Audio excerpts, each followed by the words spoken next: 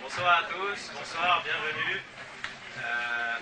Bienvenue ce soir pour la conférence qui va être donnée par notre très cher Rabbanim, Rav Eli Lemel, président de l'EV et grand conférencier, et également Rav Raphaël Sadine, qui est le Rav de la Choule ici, et qui est également un conférencier très connu. Cette conférence qui aura pour terme le couple et l'éducation, un sujet capital, un sujet concret. Alors je vais laisser la parole aux Rabbanim qui vont développer, puis si vous avez des questions très importantes, n'hésitez pas, sinon à la fin du cours, également n'hésitez pas pour les questions. Travaux. Alors je commence. Allez-y. Bien, et écoutez, je suis avant tout, effectivement, en tant que Rav de la Keïla, je suis très heureux d'accueillir Rav Eli Lemel, qui est un ami, un Tamid Chacham, et comme vous le connaissez tous, quelqu'un qui apporte beaucoup de lumière de Torah à Paris et dans le monde. Et on va essayer effectivement ce soir, ensemble, il ne s'agit pas... j'ai eu cette idée de faire plutôt un débat plutôt qu'une conférence. Il y aura une fois par mois, il y aura, si Dieu veut, à Saint-Didier, une grande conférence, que je donnerai des fois seul, que j'aurai des fois avec d'autres rabbanim. Il y aura aussi tous les mardis un cours de En Yaakov sur texte, c'est un cours de Haggadah, de Talmud Haggadique, on va pas dire philosophique, mais où les concepts fondamentaux de la Torah sont abordés par les textes. Ils seront donnés 2 fois par mois et 1 fois par Rav Lemel et 1 autre fois par Rav Bidia, je crois. Donc il y aura beaucoup d'activités. Il y a un programme qui a été édité que vous pouvez prendre avant de partir pour toutes les activités, les cours que, si Dieu veut, Bezat Hashem, on donnera dans cette synagogue de 20 rue Saint-Didier.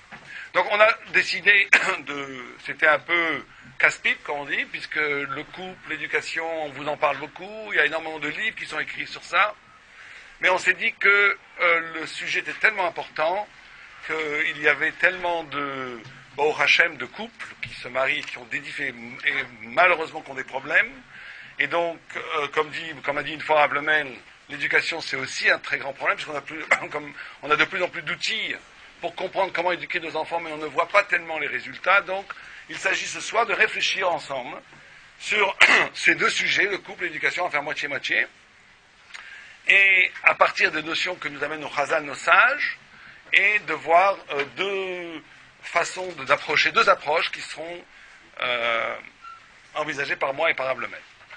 Donc, je vais commencer tout de suite par un texte admirable, très profond, avec cette radicalité qu'a le Maharal de Prague, d'expliquer le couple. Et le Maharal de Prague pose cette question qu'on a dû tous se poser, d'ailleurs c'est les parachiotes, sur un fait tout à fait surprenant, que nos avot, nos pères, avec nos pères, c'est des exemples, Moshe Rabbeinu nous a enseigné la Torah, mais de nos pères, de Abraham, de Yitzhak, de Jacob, de Yosef et des tribus, ce qu'on doit apprendre, c'est une identité, ils ont formé l'identité d'Israël, et si on veut se connaître, il est absolument indispensable d'étudier profondément les actions de nos pères, de Abraham, Yitzhak et Jacob. Et il y a quelque chose de tout à fait singulier dans les parachiotes qu'on est en train de traverser maintenant, sur Abraham et plus tard sur Yitzhak, que les pères ont toujours voulu faire passer leurs femmes pour leurs sœurs. Alors celui qui voit la petite histoire, on a l'impression que c'est pour la protéger de Paro. Le pshat, il reste le pshat, bien entendu, c'est pour protéger que Sarah, étant très belle, qu'elle ne soit pas kidnappée par les royautés que fréquentait Abraham. Mais le Maharal de Prague, à son habitude, va directement dans l'essence de la chose. Il dit, la Torah ne nous raconte pas des histoires, des anecdotes. Elle vient nous enseigner ici un enseignement cardinal à propos du couple, qui est, on va le dire d'emblée, que l'essence même du couple, c'est de réaliser un rapport avec sa femme qui soit parallèle, où il y a dedans cette notion de fraternité, faire de sa femme sa sœur. On pourrait dire ça, comme ça, faire de sa femme sa sœur. Alors qu'est-ce que ça veut dire faire de sa femme sa sœur? Avant d'aborder ce que dit le Maharal de Prague, le Rav Dessler déjà nous dit une chose extraordinaire, il dit, le rapport entre un homme et une femme, c'est un rapport qui, dans l'intimité, existe, mais qui, de façon publique, doit être caché, la tsniout, la pudeur, voulant que on n'exprime pas l'amour de façon publique entre un homme et une femme, on l'exprime dans l'intimité. Alors que pour la sœur, c'est exactement le contraire. Toute intimité est condamnée, c'est de l'inceste, c'est interdit, alors que la fraternité publique est visible et au contraire recommandée. Et il dit à Rav Dessler que cet entêtement des pères de vouloir faire passer sa femme pour sa sœur, c'est d'essayer de réaliser une sorte de double relation absolue avec sa femme, où ces 2 dimensions cette dimension d'amour intime et du secret, de ce qui peut se développer d'intime, de profond en chacun d'entre nous, soit alimenté réciproquement entre l'homme et la femme, mais qu'aussi l'homme et la femme aient un impact sur la vie publique. La femme aurait un impact sur la vie publique de l'homme, elle le rendrait homme vaillant, homme qui a la possibilité de faire des choses, et la femme et l'homme doivent faire que sa femme ait aussi la possibilité de s'épanouir, et on va parler plus tard de cette notion-là d'apport réciproque. Mais avant tout, ce qui nous intéresse, c'est ce que dit le Maharal. Le Maharal dit achot vient du verbe acha, qui veut dire en hébreu tricoter. Tricoter. Les achot machou, c'est tricoter que machou. Tricoter un tissu, on dit l'achot un tissu. Et il dit que ce tricotage, si on veut, c'est la notion, un tricot, c'est fait du même tissu, c'est fait de la même laine, c'est fait du même lin, de la même matière. Et que la première chose qu'il faut comprendre pour le Maharal dans un rapport du couple, c'est la notion qu'il n'y a pas de hasard. Une notion que ma femme, ou mon mari, mon époux, ou mon épouse, sont en vérité faits d'un même tissu. Sont faits d'un même tissu. Ça veut dire quoi, être fait d'un même tissu?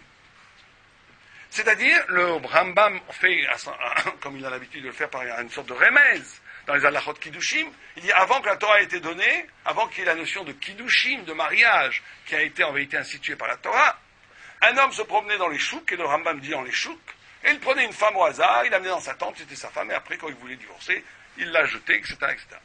Et tout le monde s'interroge sur le fait, pourquoi est-ce que le Rambam dit les chouks? Pourquoi il fait les chouks? Ça veut dire le marché, si vous préférez. Et il veut dire justement qu'avant la Torah, le rapport entre un homme et une femme était un rapport complètement circonstanciel, où un homme choisit de rencontrer une femme, pourquoi pas, une femme rencontrer un homme, pourquoi pas. Et en vérité, comme j'achète un objet, et cet objet que j'achète n'est pas quelque chose d'essentiel à ma vie, de la même façon, je rencontrais une femme, ce n'était pas quelque chose d'essentiel dans ma vie, ou une femme rencontrait un homme, ça n'avait rien d'essentiel. Et donc ce qu'on nous dit, la notion première du couple pour le Maharal, c'est d'être capable de transformer une rencontre, puisqu'on rencontre toujours sa femme par une rencontre, en un destin. Et ça veut dire quoi de transformer une rencontre en destin? De prendre conscience, non seulement, c'est l'idée même du zivug, c'est que dans la Torah, avant même la naissance, l'autre moitié est désignée.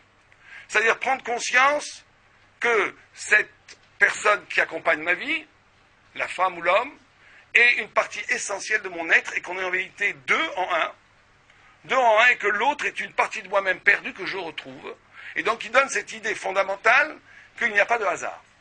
Et surtout, ça va nous prémunir d'une mauvaise pensée psychologique qui peut se dire, un homme peut dire, oui, mais j'aurais pu peut-être épouser quelqu'un de mieux, ça aurait pu être différent, qu'est-ce que je me suis mis dans cette galère, etc., etc.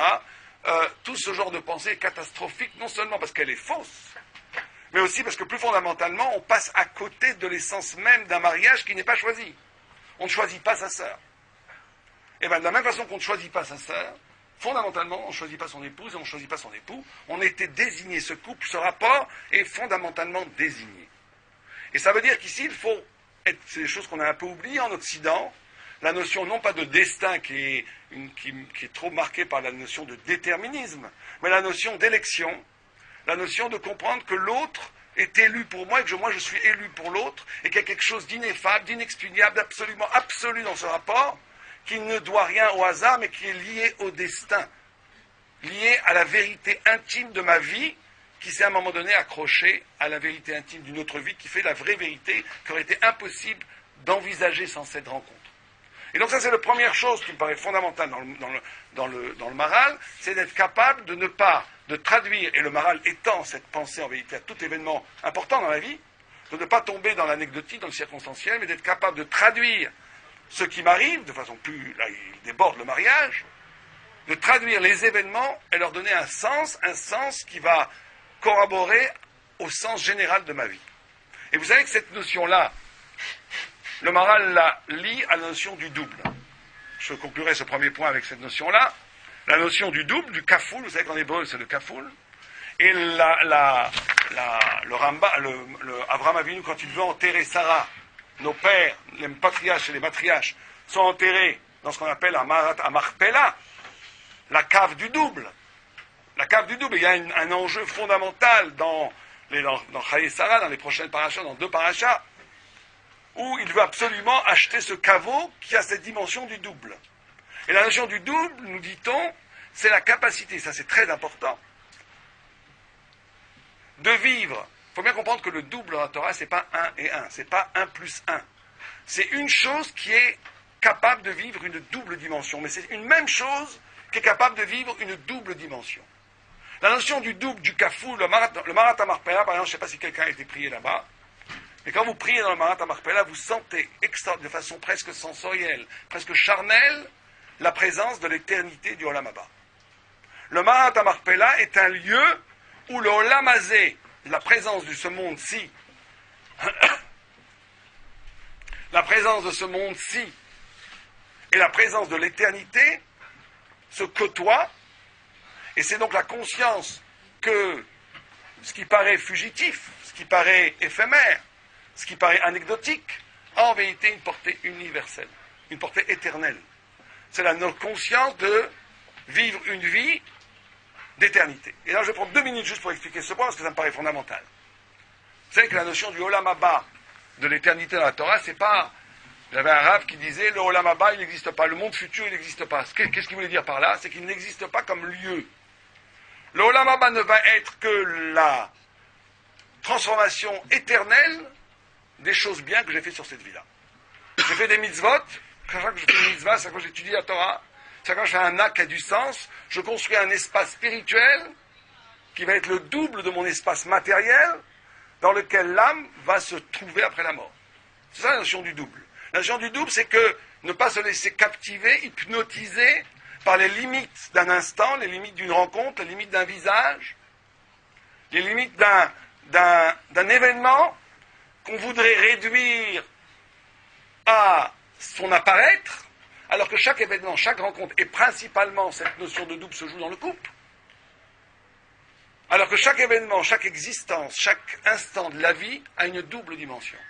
Il a sa dimension banale, qui peut apparaître comme tout à fait banale, qu'on peut interpréter à partir de tout l'arsenal conceptuel qu'utilisent les non-juifs, politique, économique, psychologique, tout ce que vous voulez. Tous les hic qu'on veut peuvent être là pour interpréter un événement et le réduire à son apparaître. Mais le chacham, le sage, le tzaddik, il sait très bien qu'un événement n'est jamais innocent, qu'un événement est toujours le haut d'un iceberg qui renvoie à quelque chose d'éternel. Et vivre comme un éternel, c'est ça être juif, c'est de ne pas être conditionné par la matière qui nous entoure. Et au contraire, d'être capable de renverser et de donner à la matière qui nous entoure un sens éternel, spirituel. Nous, on dit que Am Israël est éternel, ils vivent comme un éternel, c'est d'être capable de vivre sans être déterminé, sans être façonné par toutes les catégories, les déterminismes matériels qui nous entourent, parce que justement on est capable de donner à cet événement une perspective qui échappe au monde. Alors Yaakov, vous savez que le nom d'Israël, Yaakov, ça veut dire Yud Kov, Kov, ça veut dire la mort, la malédiction, la dégénérescence, et Yud, c'est toujours le futur. Être juif, c'est la pensée, c'est d'être capable de donner un futur, de donner une dimension d'éternité, une dimension de sens absolu à ce qui paraît éphémère, mortel. Et donc dans le rapport avec le couple, ce qui est absolument nécessaire, c'est vrai que c'est un concept lourd pour une introduction, mais comme pour moi c'est le plus important, je le dis d'emblée, ce qui est absolument nécessaire, c'est de traduire cette relation homme-femme, cette relation dans le couple, en l'arrachant d'une analyse qui pourrait être anecdotique, circonstancielle, en disant j'ai épousé cette femme parce qu'un jour j'ai rencontré un tel, et ça s'est pas vrai, ça aurait pu être une autre femme. Ça veut dire de passer complètement à côté de ce que c'est le couple. Comprendre ce que c'est le couple, c'est de comprendre que maintenant je suis deux. Et que ça veut dire que je suis deux, ça veut dire que cette partie cachée, perdue de moi-même, s'est retrouvée dans le mariage, et maintenant on est deux. Et c'est le début de la grandeur. Parce que la grandeur dans l'homme, c'est, vous savez qu'il y avait un arabe qui disait, on est prêt à la notion de grandeur, d'être capable d'empathie, d'être capable de... La notion de grandeur, c'est d'être quelqu'un d'autre que soi-même. D'être capable d'éprouver, quand quelqu'un est content, vous êtes content pour lui. Quelqu'un est malheureux, vous êtes malheureux pour lui. Quelqu'un, quand un autre est malheureux, il se dit, super, c'est pas moi. Quand quelqu'un est heureux, il dit, vache, pourquoi c'est pas moi qui ai eu ce bonheur? Ça, c'est la petitesse. La grandeur, c'est cette capacité, quand l'autre a mal, j'ai mal pour lui. Quand l'autre est heureux, je suis heureux pour lui. Une mère expérimente cette notion-là quand elle voit son enfant tomber. Regardez une mère qui verrait son enfant tomber par terre, elle a mal dans sa chair pour l'enfant. À cet instant, c'est pratiquement toutes les mères font ça parce qu'il faut être monstrueux de ne pas le faire, mais à ce moment-là, cette femme vit une expérience de grandeur, parce qu'elle n'est pas qu'elle. Elle est dans un schéma où l'autre devient elle, et elle devient l'autre. On est deux. Ce qui est naturel avec ses enfants doit l'être avec son épouse ou son époux, et pour un tzaddik, un petit tzaddik, ça va être sa famille, il va vivre cette empathie avec sa famille. Quelqu'un qui est plus grand, ça va être toute sa keïla. Quelqu'un qui est encore plus grand, ça va être tout un Israël. Et Abraham Avinu, c'était le monde entier. C'est pour ça qu'Abraham Avinu, quand il rencontrait quelqu'un, cette personne avait l'impression que enfin quelqu'un le comprenait, et c'est pour ça qu'il faut aller voir les tzadikim, parce que les tzadikim, ils sont capables de se mettre à votre place vraiment, et comme ils ne sont pas prisonniers par tous les problèmes psychologiques qu'on peut avoir, ils peuvent vous arracher parce qu'ils vont avoir une empathie tellement forte, qu'ils vont se mettre à votre place, qu'ils vont ou prier pour vous, ou vous faire comprendre que vous-même vous êtes aveuglé par votre propre problème. Et donc ce qui est essentiel dans le premier, je finirai avec ça, dans le coup, c'est cette notion-là, que l'autre c'est moi, moi c'est l'autre. On n'est pas dans un problème, on n'est pas dans une alliance, dans un contrat, tu me dois ça, je te dois ça, tu m'apportes ça, je t'apporte ça, si tu m'apportes ça, je t'apporte pas ça. Dès qu'on est dans ce genre de rapport, on trahit l'essence même du couple juif. Le couple juif, c'est de la même façon qu'on n'a pas de compte à demander à soi-même, au sens où on donne sans mesure à soi-même. On espère le meilleur pour soi-même. Eh bien, cette chose doit être absolument équivalente avec sa femme, puisqu'elle est un double moi-même. C'est cette notion du double qui me paraît fondamentale pour introduire le sujet, mais je laisse la parole à Avlemel, ou pour rebondir, ou pour dire une nouvelle idée. On va essayer de faire un jeu comme ça, où on va passer de l'un à l'autre, parce que je pense que le débat, on est plus ou moins d'accord, à moins que non, je ne sais pas. On y va. D'abord, je suis très très heureux d'être ici avec mon ami très cher de Raphaël. Quand j'étais en train de t'écouter comme tout le monde et je viens d'apprendre pas mal de choses passionnantes, j'étais en train de réfléchir sur un pasouk, un verset de Shlomo Ameler qui parle sur le couple, et a priori c'est un verset qui nous semble être d'une évidence absolue. Shlomo Ameler, le roi Salomon dit Roe Chaim imisha asher ahavta.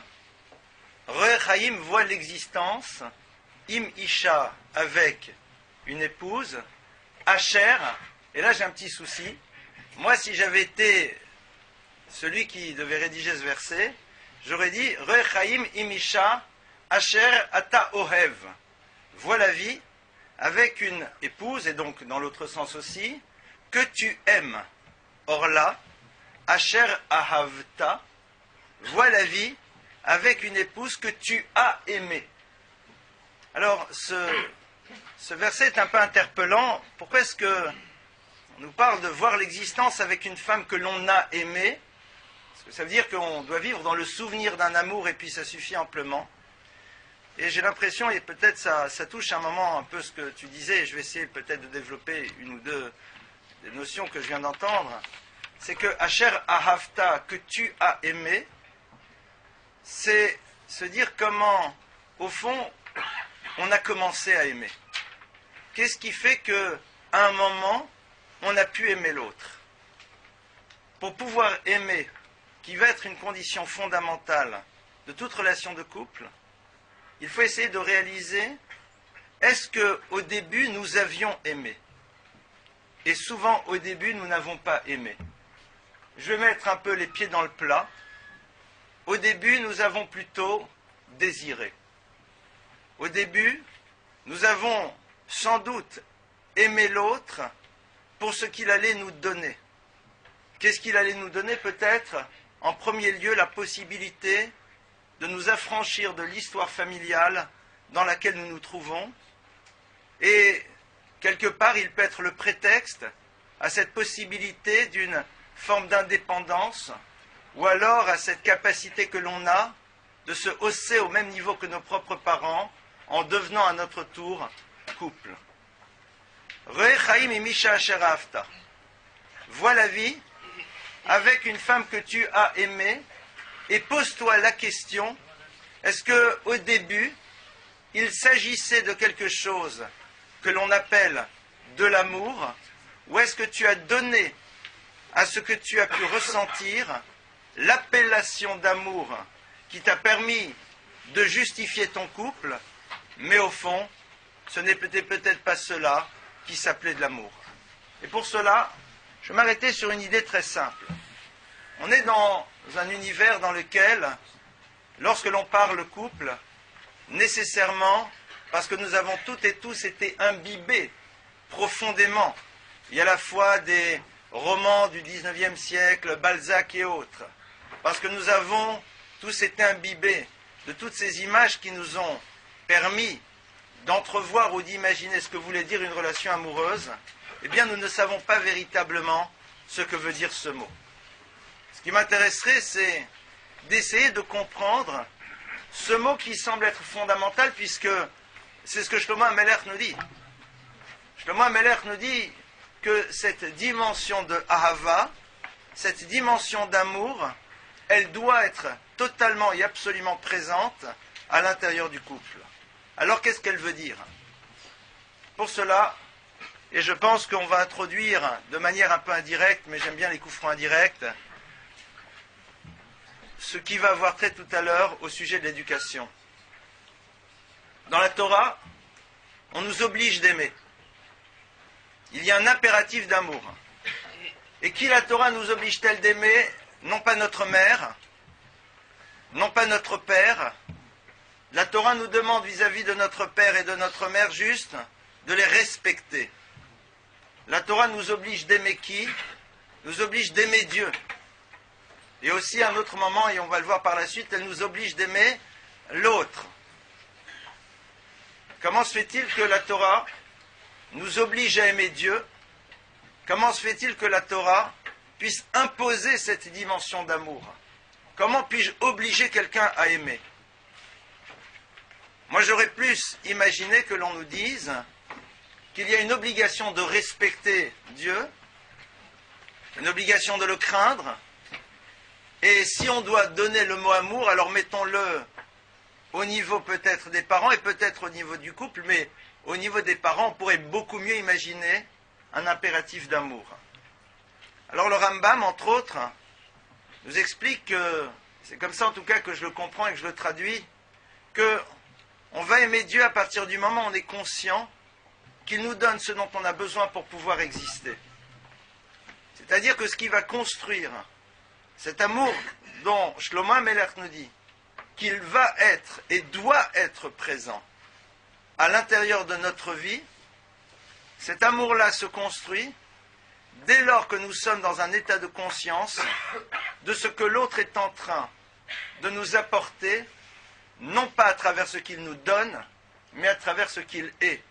Et ce qu'il est, c'est avant tout sa dimension étrange et complexe qui va être un élément qui va nous obliger, comme tu l'as parfaitement dit, à grandir.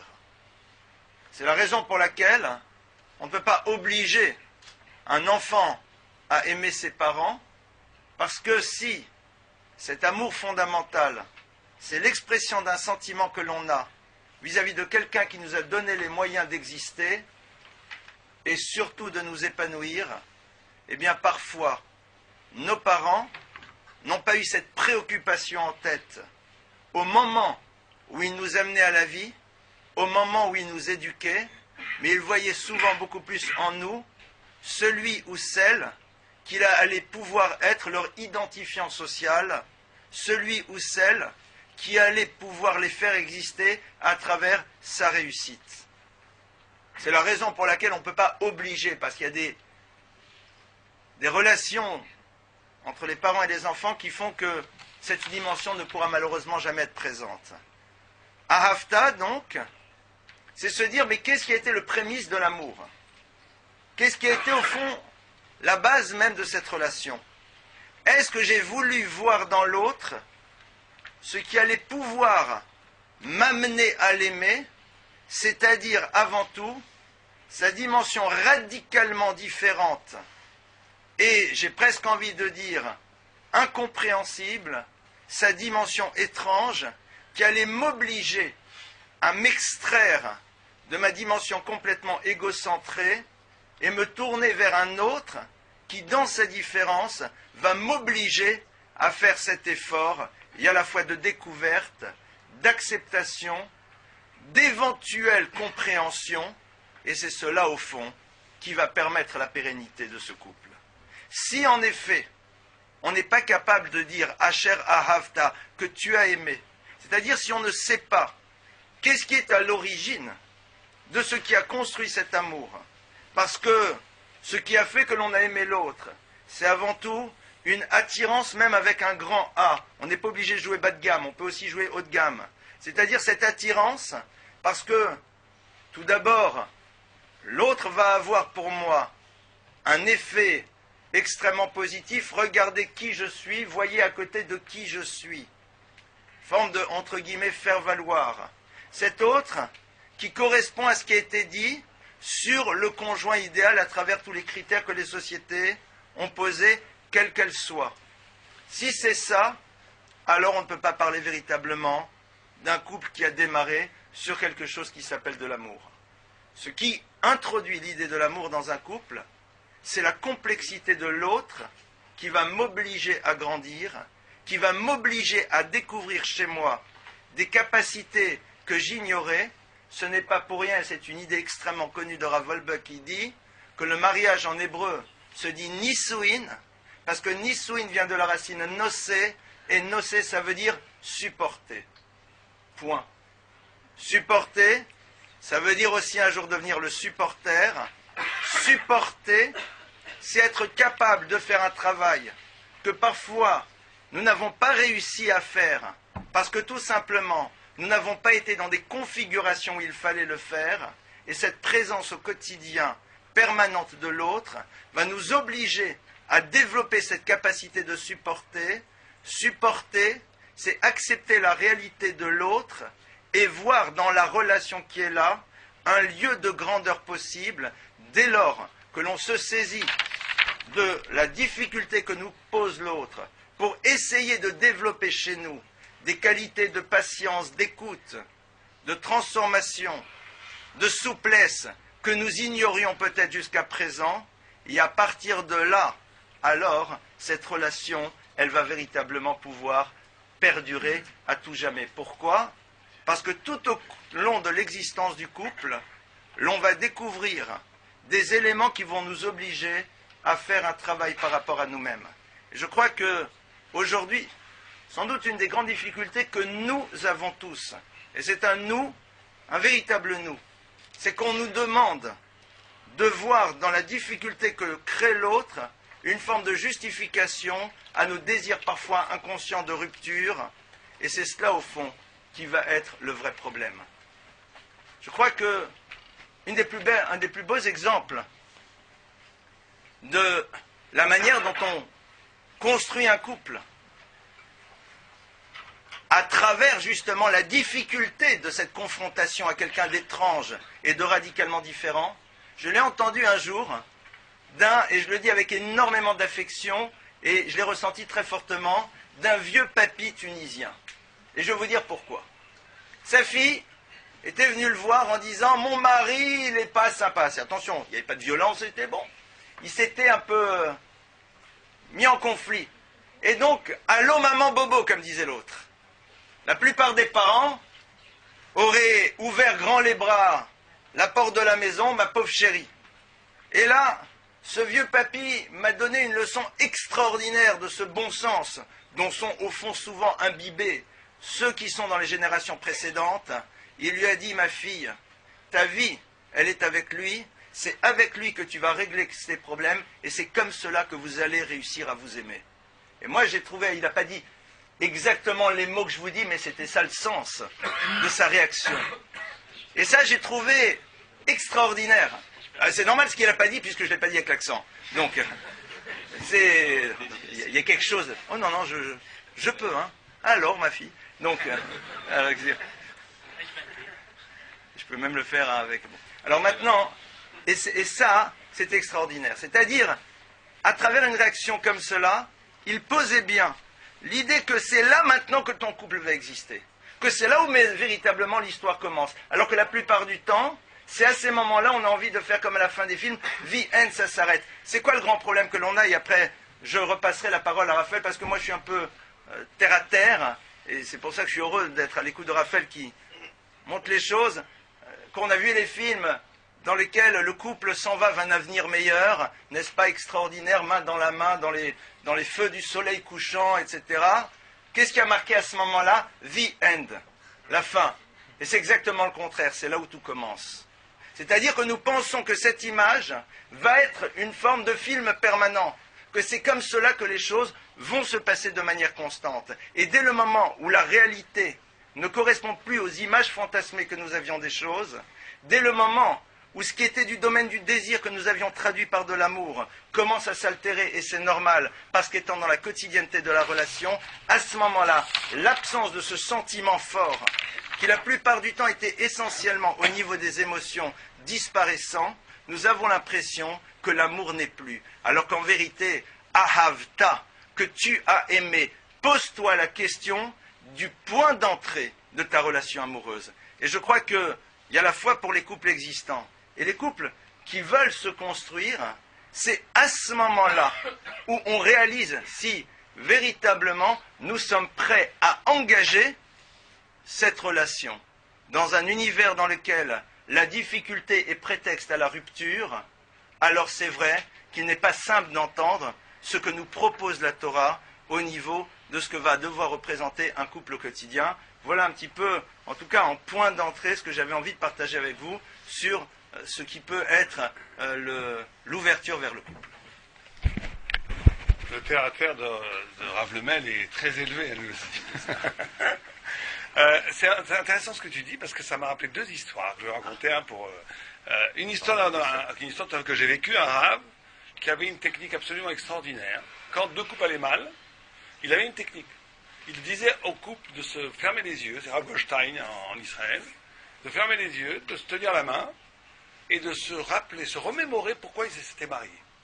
Donc ils essayaient très souvent, c'est ce que tu dis, très souvent la vie faisant, on a été embarqué dans toutes sortes de difficultés qui fait que le sens même du pourquoi on s'est marié s'est altéré, s'est évaporé, s'est perdu, et qu'il y a un exercice de faire, d'essayer de tout le temps s'arracher au processus de la vie qui fait que ça casse, ça tue, ça dessèche, et d'essayer de revitaliser le couple, juste par un exercice de remémoration de pourquoi je t'ai épousé, pourquoi, qu'est-ce qui s'est passé, et donc d'essayer de revivre l'origine pour faire revivre la vie. Il y a une deuxième histoire que je trouve extraordinaire, que je raconte toujours quand je fais des roupages, je raconte toujours la même histoire, mais donc je sais pas, elle est assez extraordinaire. C'est une fois, il y avait un boiteux. C'est une histoire qui illustre toute l'histoire, ça va rendre presque caduque les 30 minutes qui sont déjà passées, parce que tout est là. Il y a un boiteux, Talmid Chacham, qui étudie la Torah, qui est quelqu'un de formidable, mais il est boiteux.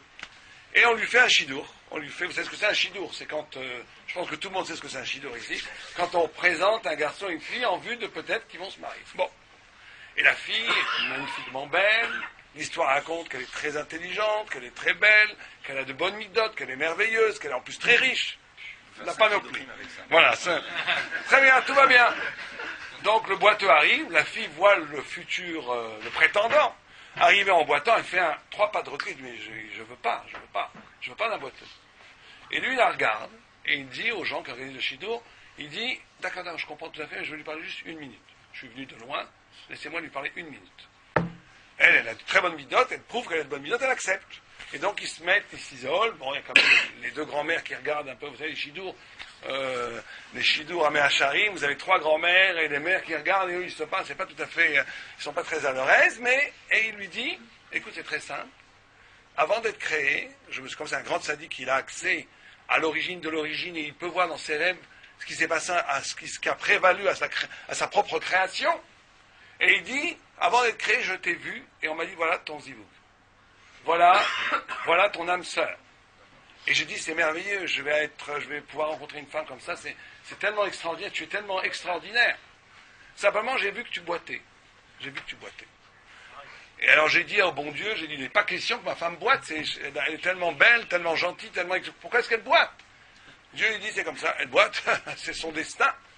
Et donc il dit, écoutez, alors lui, il étudie la Gemara, il sait faire du pile-poule, il commence à me faire du pile-poule avec Dieu, il dit, attends, tu écris dans ta Torah qu'un couple c'est 1, qu'on est 1 plus 5, c'est pas 1 plus 5, que 1 plus 1 c'est 1, c'est-à-dire que les deux font un, c'est le grand miracle du couple. C'est-à-dire que moi c'est elle, elle c'est moi. Si moi c'est elle, c'est moi, je veux boiter à sa place. Le bon Dieu dit, pas mal comme pile-poule, très bien, d'accord, eh ben tu boiteras à sa place, t'as raison. Et elle entend ça, elle fond en larmes, elle dit bien sûr je me marie avec elle, ils se sont mariés. Alors, il y a les méchants. Moi, il y a toujours deux façons de comprendre cette histoire. Il y a les affreux Jojo qui disent quel grand baratineur, et ceux qui croient en la spiritualité qui disent c'est merveilleux cette possibilité d'arriver à l'essence des choses. Moi, je suis plus pour l'interprétation de la spirituelle plutôt que l'interprétation de l'esbrouf. Mais pour arriver, pour rebondir sur ce que tu as dit, il me paraît, c'est très important ce que tu as dit sur la notion d'épreuve que le couple serait. C'est vrai qu'on a toujours un peu dans les cours de Torah, on montre l'idéal de ce que c'est l'idéal du couple, alors qu'effectivement la réalité est que très souvent le couple est fait d'épreuves. Mais il y a un texte, effectivement, dans un midrash qui nous dit, vous savez, une chose tout à fait étonnante, que quand Dieu a voulu créer le monde, il a voulu le créer d'après la midat adin, vous savez, d'après la midah, d'après la mesure de rigueur, de loi. Ça veut dire quoi? Quelqu'un, si le monde avait été créé comme ça, quelqu'un mange du cochon, il disparaît, boum, il meurt sur le coup. Quelqu'un fait une mitzvah, il est récompensé tout de suite. Mais Dieu a vu que ce monde-là ne pouvait pas tenir, parce que tout le monde pécherait, tout le monde mourrait. Donc, Shitef Imo, Midat Arachamim, il a rajouté, il a associé à la création cette dimension d'amour. Premier midrash. Deuxième midrash, tout à fait étonnant aussi. Pourquoi est-ce que je dis tout à fait étonnant? Parce qu'à première vue, c'est tout à fait curieux. On aurait cru que l'amour, c'est mieux que le din, mieux que la rigueur. Alors que tous ceux qui savent étudier savent que quand Dieu veut créer le monde à partir de la rigueur, et que ça s'appelle Bidiavad dans l'étude, a posteriori, il dit bon, ça marche pas, on va rajouter de l'amour, c'est comme si on nous disait que la rigueur c'était mieux que l'amour. Ce qui est tout à fait étrange. Même texte tout à fait similaire, qui dit que Dieu au début a voulu créer l'homme et la femme séparés. Deux troncs de l'humanité. Chava et Adam et Chava, Adam et Ève. Mais il a vu que s'il avait créé séparés, il y aurait eu deux humanités qui se font la guerre. Aujourd'hui, c'est pas l'Iran qui ferait la guerre, qui ferait des misères aux États-Unis, les Palestiniens et les Israéliens, etc. Il y aurait deux continents, un de femmes, un d'hommes, qui se lanceraient des flèches. Donc, Dieu a dit, c'est pas possible, on va prendre Ève de la chair de Adam, pour qu'il soit de la même nature, du même tissu, comme on a dit tout à l'heure. Et donc, à partir de là, il y aura moins de guerre, moins de combats. Et là aussi, on se pose la même question. À première vue, d'être fait de la même chair, c'est quand même quelque chose de plus beau que d'être fait à partir de deux troncs différents. Or, si Dieu a voulu créer l'homme et la femme à partir de deux troncs différents à l'origine, c'est qu'il est mieux, dans l'absolu, de créer une femme et un homme à partir de deux troncs différents. Et ce n'est que parce qu'on se serait fait la guerre que Dieu a pris une solution, bidiavad, de créer l'homme à partir de la femme à partir de l'homme. Ça fait bizarre. Et les commentateurs disent la chose suivante. Ils disent, c'est très simple. Bon, la première, c'est parce que ça nous enseigne que le plus grand acte d'amour qu'on peut donner, c'est de donner à quelqu'un le droit d'exister.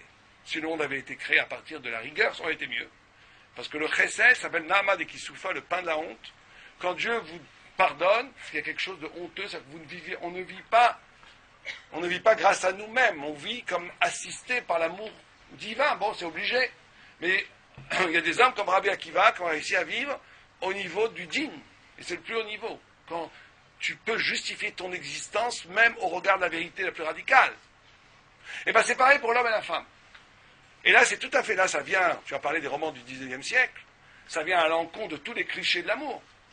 La Torah considère que le but de l'amour, c'est pas l'union. L'union au point où il y aurait une annulation réciproque, des personnalités réciproques, mais que le but même du couple, c'est que Adam va rendre Adam Ève et que Ève rend Adam Adam. C'est-à-dire que chacun puisse donner à l'autre une existence absolue. Et là, on a une idée extraordinaire dans le couple. C'est que l'essence même du couple ne serait pas où chacun va cesser de se réfugier, de traduire une sorte d'incapacité d'exister seul. Et donc, on va faire une sorte de pacte social et spirituel et physique avec fonder une famille. Parce que ça va me permettre d'échapper à ma singularité, à ce que je suis moi-même comme destin. Et donc, je vais essayer de me transformer en tribu, en famille, en couple, à deux.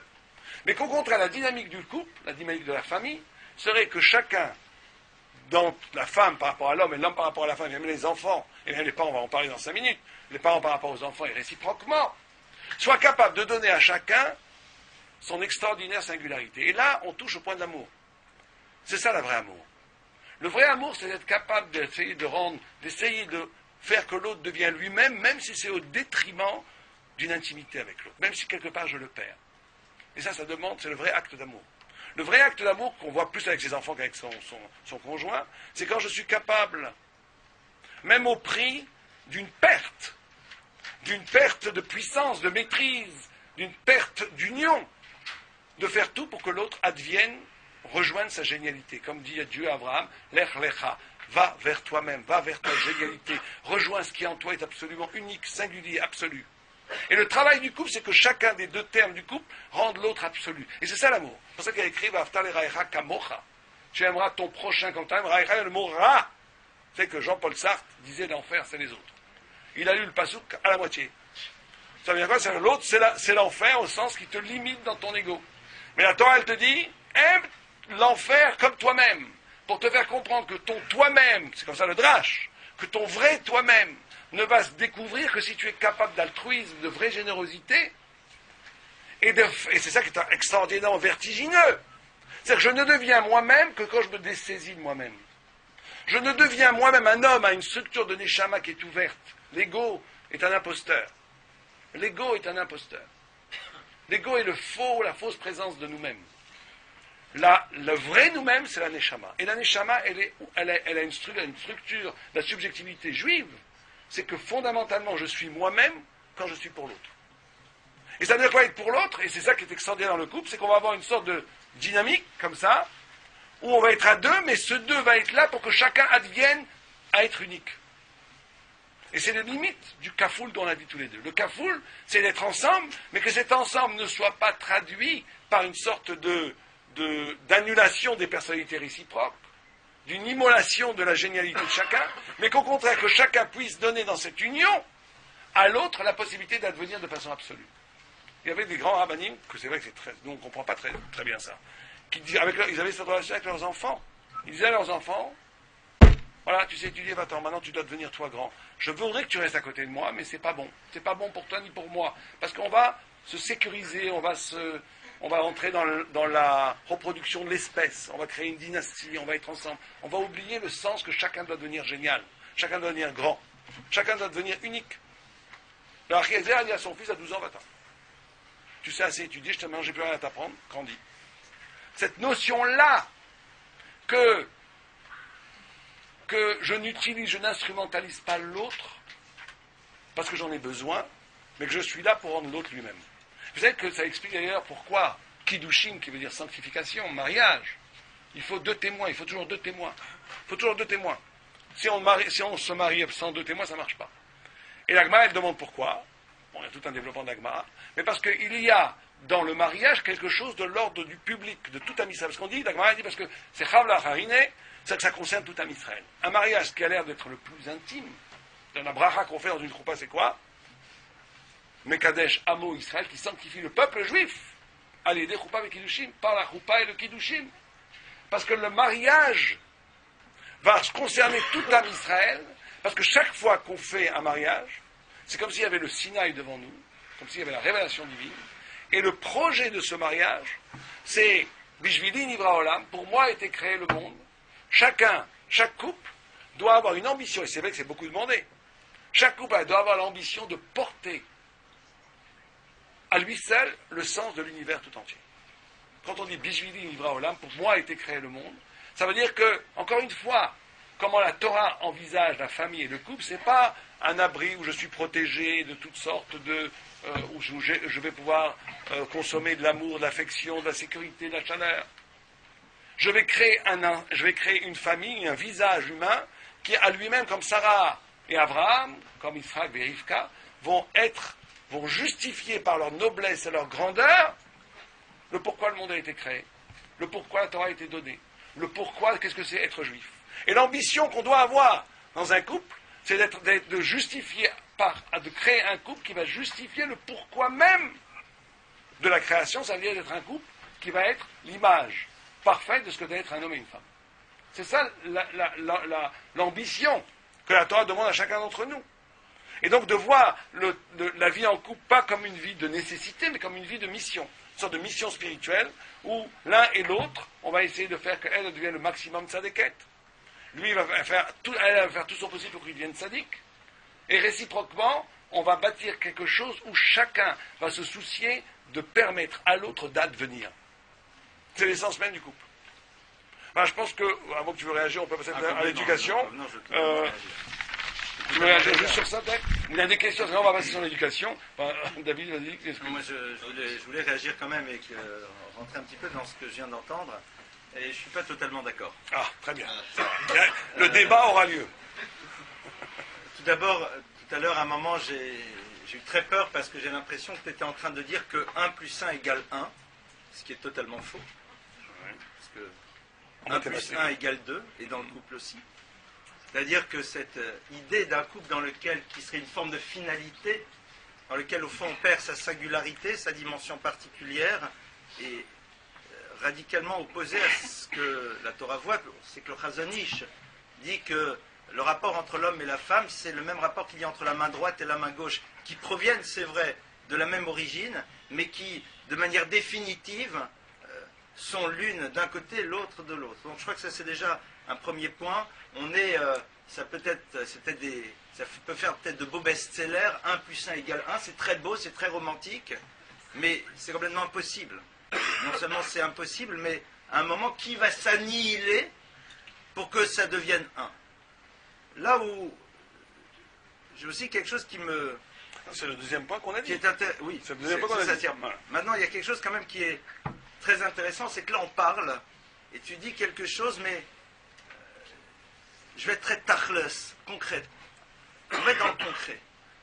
Arriver à un moment à être capable de vouloir faire exister l'autre, vouloir lui permettre d'exprimer toute sa génialité, toute sa grandeur, on ne peut le mettre en place que dans la mesure où nous sommes déjà suffisamment dans un état d'équilibre intérieur, j'ai presque envie de dire sevré d'amour, d'affection, de tranquillité, et c'est là où en effet on va pouvoir faire ce travail. Et je crois qu'aujourd'hui, au fond, les grandes difficultés à laquelle on est confronté, c'est que on va d'abord chercher dans ce couple ce minimum syndical que parfois nous n'avons pas, se sentir aimé, non pas pour ce que l'on fait, mais tout simplement pour ce que l'on est, se sentir exister à travers l'attitude que l'autre va avoir vis-à-vis de nous, qui nous rassure sur ce que nous sommes, et une fois que ce point d'entrée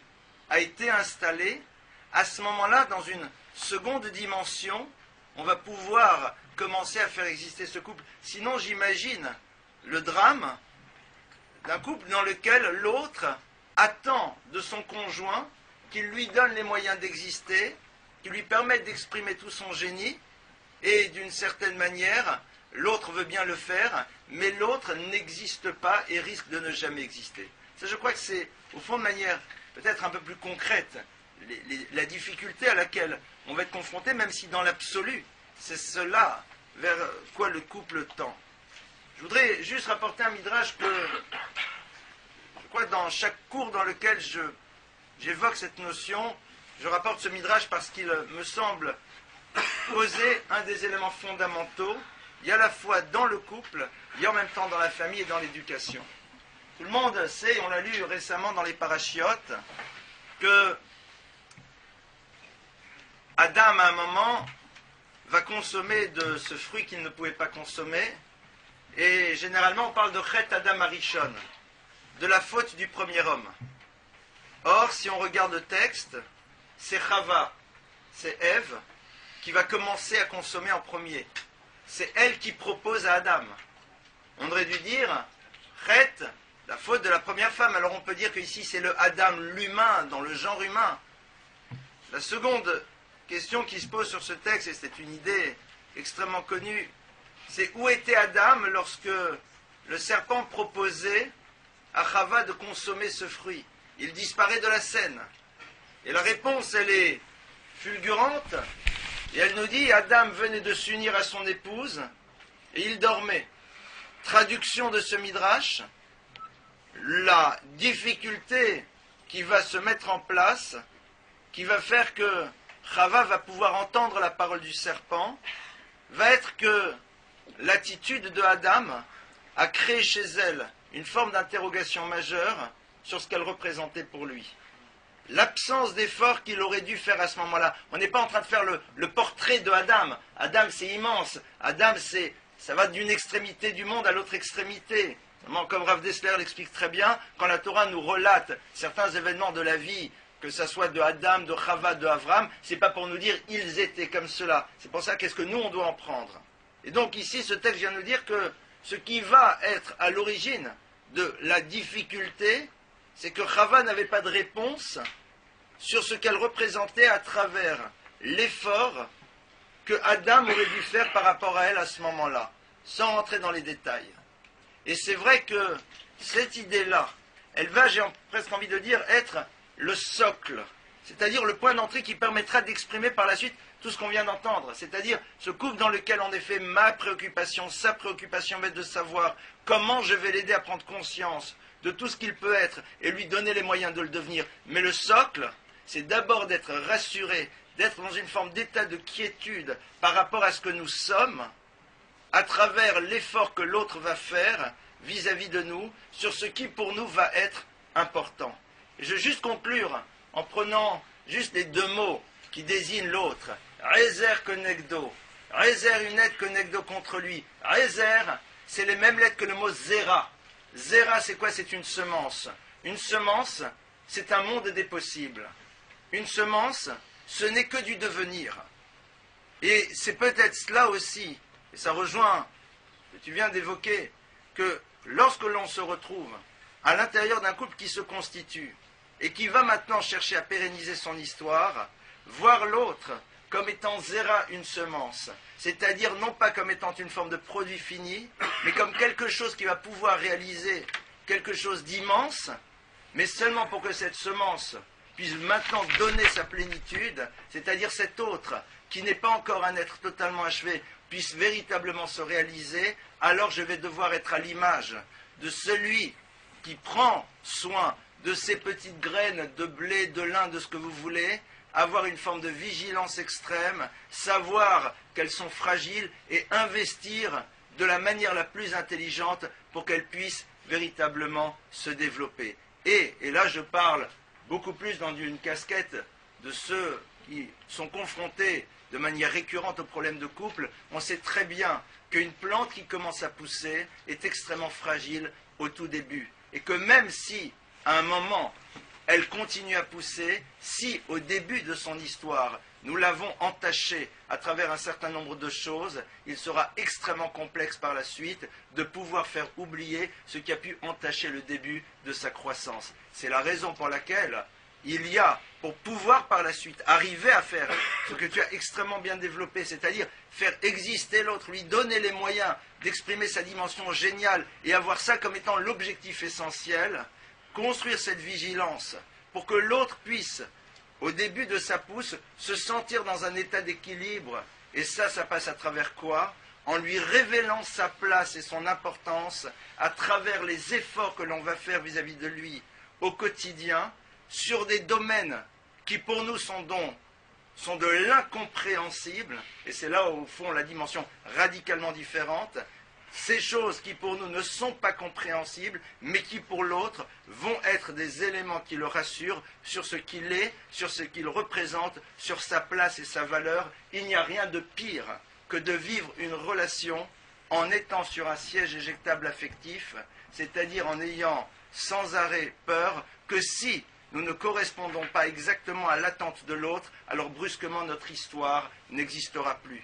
Ce qui rassure et qui permet par la suite de continuer à faire exister ce couple, c'est d'avoir montré à l'autre que nous sommes capables de lui donner du poids à travers ce qu'il est, à travers ce dont il a besoin lui, dans sa dimension particulière et unique, et une fois que l'autre se sent dans cet état de sécurité, de tranquillité, de sérénité, c'est-à-dire une fois qu'il sait que même s'il y a conflit, de toute façon nous avons décidé que notre histoire serait avec lui, avec elle, et c'est comme cela.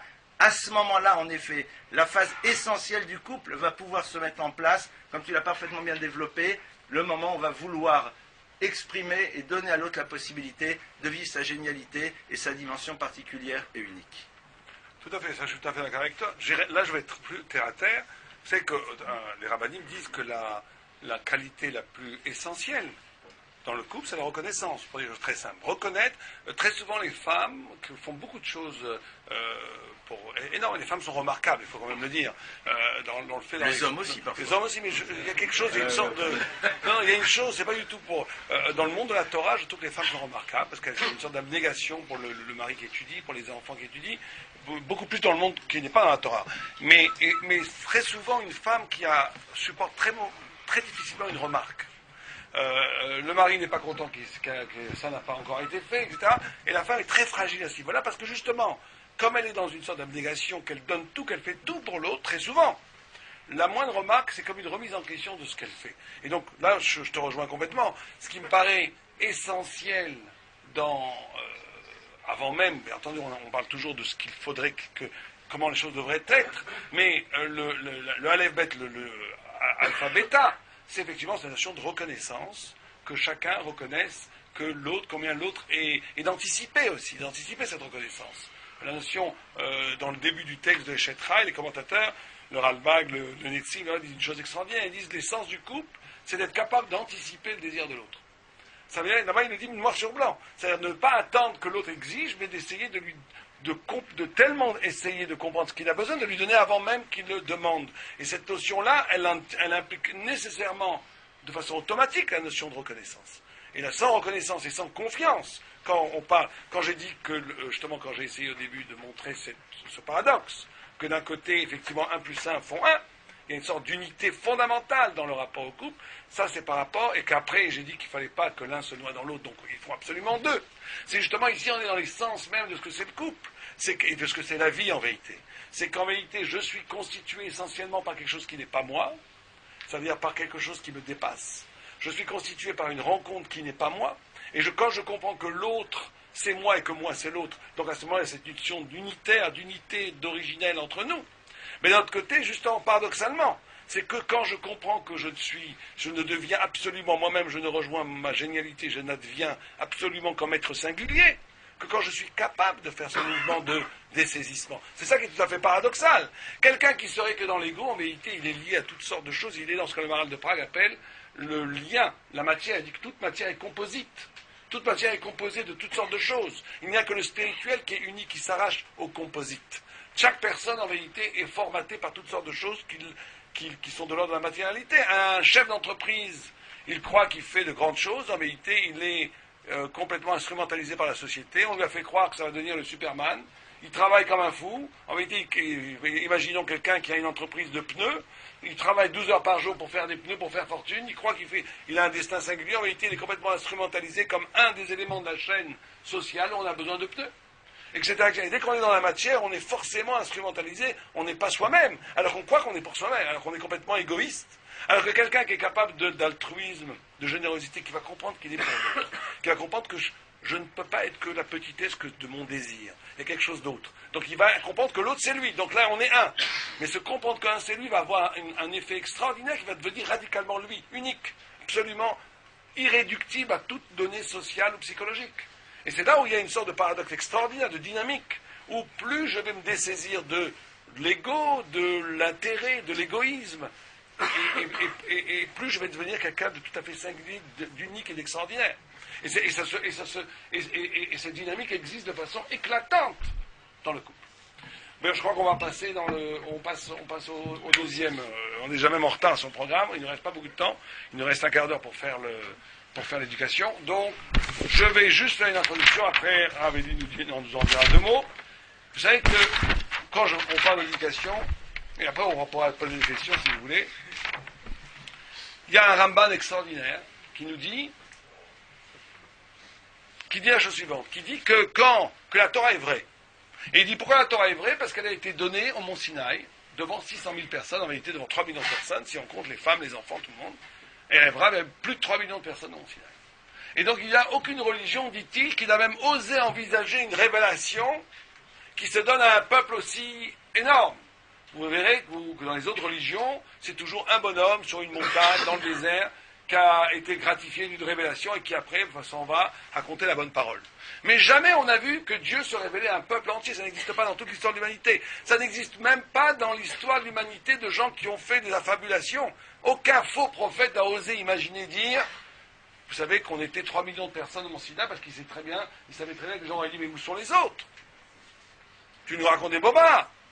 Une personne qui dit j'ai vu seul Dieu, on ne peut pas dire peut-être c'est vrai, peut-être c'est pas vrai. Mais quand il dit on était 3 millions, on doit se demander où sont ces 3 millions. Donc il veut prouver par là le Rambam que la Torah est vraie parce que elle énonce une révélation devant un peuple. Contrairement à d'autres formes de spiritualité où la révélation est confinée à une personne. Mais il est très vite confronté à une question. Il dit mais ça c'est pour les gens qui étaient là-bas. Mais nous on n'y était pas. Donc d'où est-ce que nous on sait ça? En réalité on y était, puisque vous savez que les Tosfot disent que toutes les âmes d'Israël étaient au Mont Sinaï, mais le Rambam ne veut pas rentrer pourtant lui, grand kabbaliste, ne veut pas rentrer dans cette considération kabbalistique. Vous savez que le Tosfot dit qu'au point, le Tosfot pose une question, il dit comment c'est possible qu'un converti puisse étudier la Torah? On ne peut pas étudier la Torah si on n'était pas au Sinaï, c'est impossible. Et le Tosfot, qui n'est pourtant pas un texte kabbalistique, dit eux, ils n'étaient pas, mais les mazalot, les neshamot des guérim, des convertis étaient au Mont Sinaï. Sinon, c'est impossible. Donc le Tosfot dit qu'on était tous au Mont Sinaï, mais le Rambam ne retient pas cette explication. Et il dit, c'est très simple, la vérité de la Torah, elle a été démontrée de façon éclatante sur le Mont Sinaï, où 3 millions de personnes ont vu Dieu, et après, cette vérité passe de père en fils, de mère à fille, de parent en enfant. Et il dit une phrase incroyable, et il dit, un père ne mentira pas à son fils.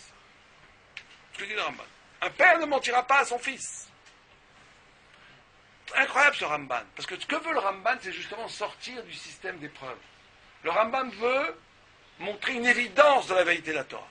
Et il dit, c'est évident que la Torah elle est vraie parce qu'on l'a reçue avec 3 millions de personnes, et après c'est passé de génération en génération, et un père ne mentira pas à son fils. D'abord, il y a beaucoup de pères qui mentent à leur fils.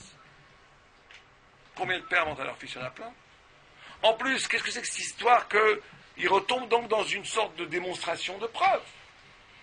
Père, c'est vrai puisque c'est passé. Il est évident que le Rambam ne veut pas nous dire, il nous dit quelque chose d'extraordinairement profond qui a trait profondément à l'éducation. Et le Rambam dit la chose suivante, en vérité. Il dit la chose suivante. Vous savez que les Rabbanim, les Chazal, se sont interrogés sur la notion du savoir. Et ils ont toujours dit, savoir, c'est que savoir dans la vie, c'est toujours deux mouvements. Si on analyse un petit peu qu'est-ce que c'est penser, regardez, penser c'est deux mouvements conceptuels, deux mouvements intellectuels, toujours. Comparer ou diviser, ou faire un chilouk. Dimion, chilouk. Comparer ou bien séparer. C'est ça penser. Penser c'est toujours référentiel, c'est toujours pareil. Un nouvel objet arrive, on le compare à un objet qu'on connaît déjà, et on dit non mais c'est pas exactement le même, et c'est comme ça qu'on analyse un objet. Au point que si quelqu'un de la planète Mars nous apportait un objet qui n'aurait aucune référence avec les objets qu'on connaît aujourd'hui, imaginons qu'un martien vous apporterait un objet qui serait absolument nouveau, qui n'aurait aucune référence avec ce qu'on connaît aujourd'hui. Qu'est-ce qui se passerait d'après vous? Qu'est-ce qui se passerait? On ne le verrait pas. Pas juste qu'on ne le comprendrait pas, on ne le verrait pas. Il serait invisible. Il serait dans une autre dimension. On ne peut connaître quelque chose, appréhender quelque chose, que si, dès qu'il a un objet, il prend un espace, l'espace est une référence, donc il serait visible. Mais imaginons quelque chose qui n'a pas besoin d'espace pour être, on ne le verrait pas. Pourquoi? Parce qu'on a besoin toujours d'une référence pour connaître quelque chose, par définition. On ne peut pas connaître quelque chose ex nihilo. Une connaissance est toujours référentielle. C'est la aleph-bet de toute approche cognitive, même les goïms le disent, tout le monde est d'accord. La grande question, c'est quoi? Si toute connaissance est référentielle, quelle est la première connaissance? Comment elle est venue, la première connaissance? Comment le bébé, il a connu la première chose? Comment le premier homme a-t-il appréhendé la première chose qui soit la référence de la deuxième, etc., etc. Il n'y a pas de première référence. Et les commentateurs nous disent, la première référence, c'est l'évidence de nous-mêmes. C'est nous-mêmes. C'est nous-mêmes. Le fait même d'exister, le fait même d'être. Au point, si quelqu'un vous disait, une personne vous dit, il fait dehors, il fait jour, vous direz c'est un fou. 10 personnes vous direz il fait jour, ils sont tous fous. 100 personnes il fait jour, on commencera à les voir, je vous promets. On commencera à les vérifier s'il fait jour ou pas. Et si le monde entier vous dit il fait jour, pour vous il fait nuit, vous allez voir un psychiatre. C'est comme ça. Mais si une personne vous dit tu n'existes pas, tu dis il est fou. 10 personnes disent tu n'existes pas, tu dis ils sont fous. 100 personnes, mais le monde entier vous dit que tu n'existes pas, vous envoyez le monde entier à l'asile psychiatrique. Je sais que j'existe, c'est une évidence, qui ne passe pas par l'analyse, qui ne passe pas par la référence. C'est une évidence. Or, au mont Sinaï, ce qui s'est passé au mont Sinaï, c'est que, et d'ailleurs c'est ça croire en Dieu dans la Torah. Croire en Dieu dans la Torah, c'est pas savoir que ça fait sens qu'un bon Dieu existe. C'est d'avoir un rapport d'évidence à l'évidence divine, comme j'ai un rapport d'évidence que j'existe. On n'a pas arrivé à la Emouna, à la foi juive, tant que l'évidence de la divinité n'est pas au même niveau que l'évidence de mon existence. Tant que ce n'est pas du même niveau, on n'est pas encore la Emouna. On n'a pas la Emouna. La Emouna, c'est évident. Parce qu'au fond de nous-mêmes, on est fait par ce souffle divin qui fait qu'en vérité, si je suis véritablement avec moi-même, je suis avec Dieu. Or, regardez ce que dit le Ramban. Donc il y a un niveau, c'est ça la Emouna. Il y a un niveau de Emouna où les choses n'ont pas besoin de démonstration. Il y avait un grand penseur, que je ne nommerai pas, qui disait les choses qui se démontrent ne valent pas grand-chose. Il y a des évidences, des vérités absolues qui n'ont pas besoin de se démontrer, elles sont là. Alors ce que le Ramban dit, et c'est extraordinaire, il dit que le rapport que des parents ont avec des enfants, c'est le mont Sinaï. Au mont Sinaï, ce qui est apparu, c'est cette vérité, ce visage de Dieu, la parole. Dans le mont Sinaï, vous comprenez que ce n'est pas une parole qui nous a raconté la vérité, c'est la vérité elle-même qui nous est apparue, en tant que manifestation de la vérité, dans l'essence même de la vérité. Et ce que dit le Ramban, c'est que le rapport qu'il y a entre un père et un fils, entre une mère et une fille, entre les parents et les enfants, c'est ce rapport-là. Vous dites à votre fille de 3 ans qu'il y a un tigre dans le tiroir, elle va vous croire.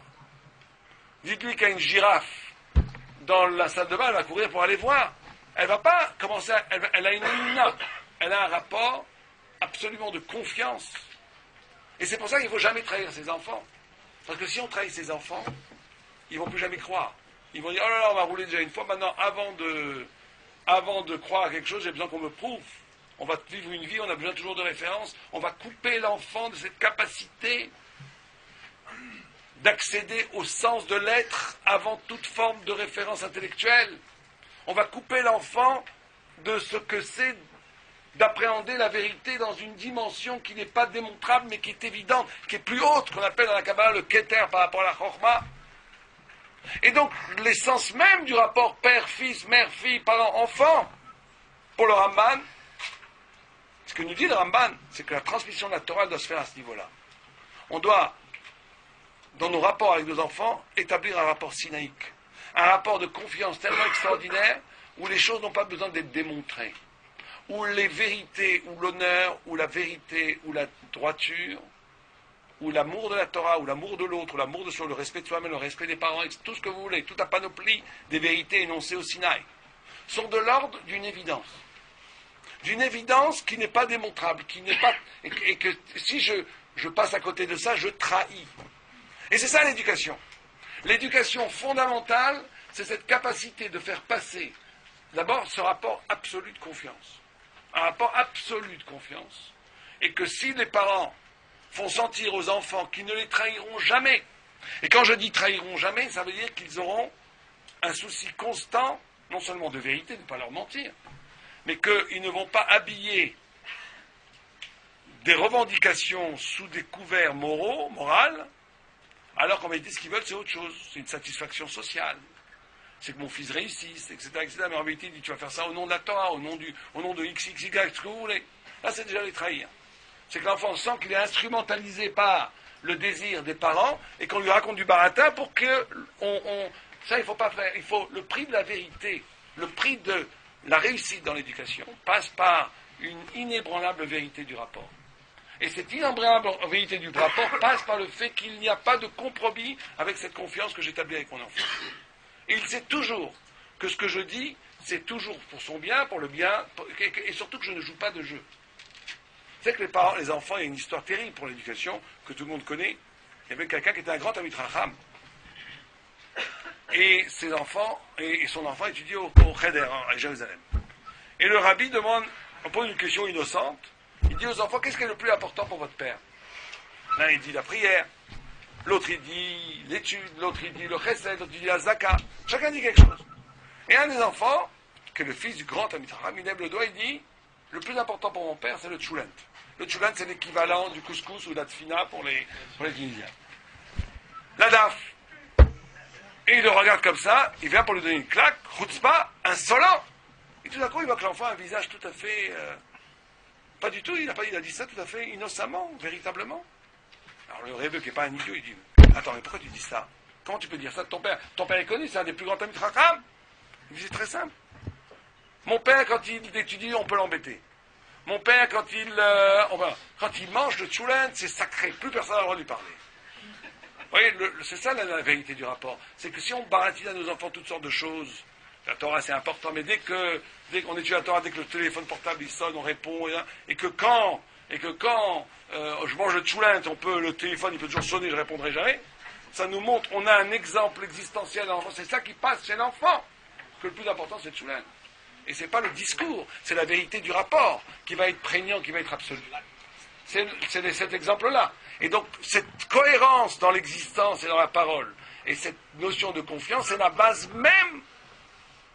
C'est le premier point, on n'a plus le temps tellement d'élaborer, mais c'est le premier point qui me paraît fondamental dans l'éducation, d'avoir cette confiance, ce rapport de confiance et de vérité qui s'établit entre les parents et les enfants.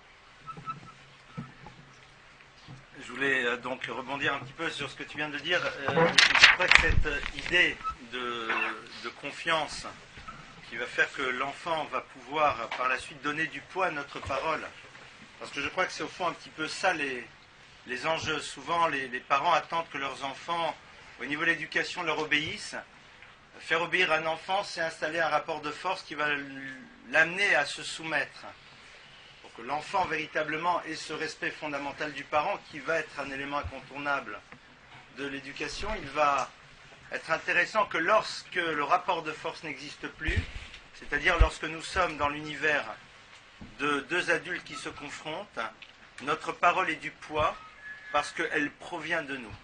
Et ça prend sa racine en effet dans cette démarche. Je me permets quand même de rajouter une chose, c'est que la notion de Emouna, au début du mot Emouna, il y a le mot M. M, c'est la mère. Celle qui installe cette dimension de Emouna chez l'enfant, c'est la mère de par le fait qu'elle ne le trahit pas par rapport à ses premiers besoins existentiels. L'enfant a faim, il sait que sa mère va venir et lui donner à manger. L'enfant se sent mal, il sait que sa mère va venir et va essayer de résoudre ce qui ne va pas pour lui. Et c'est elle qui met ça en place. Et je crois qu'il y a peut-être quelque chose à rajouter, ce qui va permettre à l'enfant d'installer cette relation vers le Père, c'est avant tout à travers la Emouna que la mère va avoir vis-à-vis de son conjoint. Un enfant qui voit que un homme a réussi à faire en telle sorte que sa femme puisse avoir profondément et totalement confiance en lui, en sa parole, en sa manière d'être, alors donnera cette confiance de manière évidente au Père. Et une des choses qui rend justement souvent difficile, c'est ce que tu as défini comme étant un des fondamentaux de l'éducation, c'est que l'enfant ne peut pas faire confiance à celui en qui on ne peut plus faire confiance parce qu'il n'a pas été nécessairement ce que l'on attendait de lui. Et ça, je crois que ça va être un premier point qui demande pour nous, parents, un véritable travail. Tu as posé cette idée de confiance qui passe à travers le fait que l'on incarne parfaitement sa parole. La difficulté, c'est que souvent, on n'arrive pas à incarner notre parole. Souvent, l'enfant nous voit à l'intérieur de nos incohérences. Nous ne pouvons jamais vivre dans une dimension d'absolu. Lorsque j'ai écrit mon livre, qui est en vente à la sortie, eh bien, j'ai eu un souci. C'est que, bonheur de donner des cours depuis un certain nombre d'années, un jour j'ai voulu mettre certaines choses par écrit, et puis, ce qui m'a donné la liberté de le faire, c'est que je me suis rappelé d'une parole du Chafetz Chaim, qui disait que lorsque l'on transmet un enseignement, Donc, ici, c'est un enseignement, mais c'est la même chose pour le parent. Lorsque l'on transmet une idée, lorsque l'on transmet un idéal, et que l'on sait parfaitement au plus profond de nous-mêmes que nous ne sommes pas à la hauteur des mots que nous sommes en train de prononcer, c'est-à-dire lorsque nous arrivons nous aussi à nous entendre nous-mêmes, dans les mots que l'on peut prononcer vis-à-vis de l'autre, vis-à-vis d'un enfant. Mais tu vas arrêter de t'énerver, n'est-ce pas? Mais qu'est-ce que tu es en train de faire toi-même? Lorsque nous sommes conscients que ces mots ne sont pas l'expression de ce que nous sommes de manière constante, qu'est-ce qui nous donne cette liberté de les dire? Le Chavetz Chaim donne une ouverture énorme. Il dit, c'est tout simplement le désir que l'on a de vivre les mots que l'on est en train de prononcer. Mais un désir vrai. Avoir tellement envie d'être ce que l'on propose aux autres de devenir. Avoir tellement envie d'incarner au quotidien de manière constante les valeurs que l'on a envie de transmettre aux enfants. Et à partir de cela, notre parole, elle peut être entendue, notre parole peut être crédible, l'enfant peut à ce moment-là être à l'écoute des mots qui vont lui permettre de pouvoir avoir, j'ai envie de dire, une forme d'indication de tendance sur la manière dont la vie se construit. Parce que dans l'éducation, il y a deux dimensions. Il y a celle que beaucoup attendaient ce soir sûrement et qui n'a pas été, et c'est normal, il n'y a pas le temps, c'est la réalité concrète des problématiques éducatives auxquelles nous sommes confrontés. Et pour ça, il faut en effet un autre enseignement, c'est évident. Mais aussi réfléchir sur la tonalité que nous voulons faire régner à l'intérieur de l'univers dans lequel nos enfants vont grandir. Et cette tonalité, elle va être exprimée non pas à travers une forme d'absolu que nous vivons, qui est du domaine de l'impossible, mais beaucoup plus à travers nos tensions et nos désirs profonds, nos aspirations à un devenir qui se conjugue au plus que parfait, même si parfois on est dans une forme de présent plutôt imparfait. C'est ça, au fond, que l'enfant va ressentir. L'enfant va percevoir qu'il y a chez ce parent aussi une dimension faillible, mais que cette dimension faillible n'est pas quelque chose qu'il a institutionnalisé, c'est juste une étape d'existence, et qu'au fond ce qu'il désire, c'est accéder vers quelque chose de plus élevé. Et juste pour donner peut-être une idée au niveau de cette tonalité qui devrait exister à l'intérieur de la relation à l'éducation. Alors, c'est très difficile parce qu'il y a tellement de choses à dire. Alors, j'ai dit une, mais je vais en dire deux.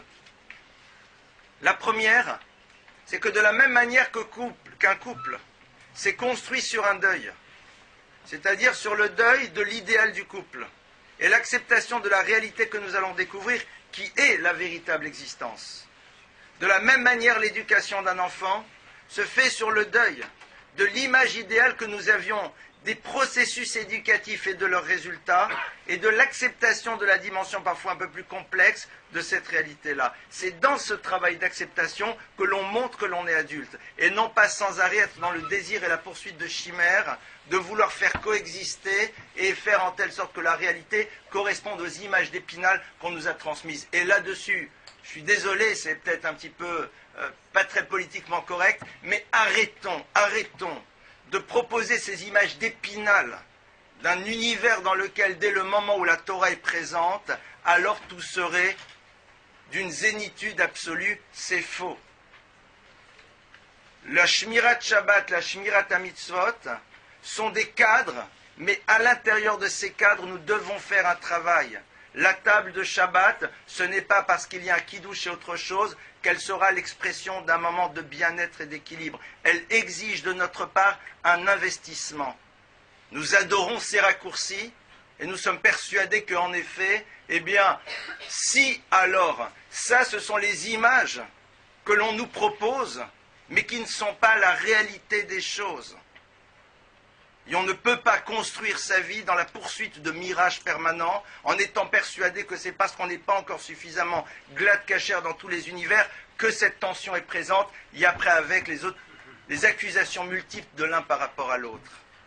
Ça, c'est déjà un premier point. Le second point, c'est cette tonalité. Et cette tonalité-là, on la connaît tous. Tous les matins, quand on se lève, on dit un mot. En l'état, c'est pas une prière. Vous vous levez, qui pas sur la tête, pas sur la tête, lavez les mains, pas laver les mains, pyjama.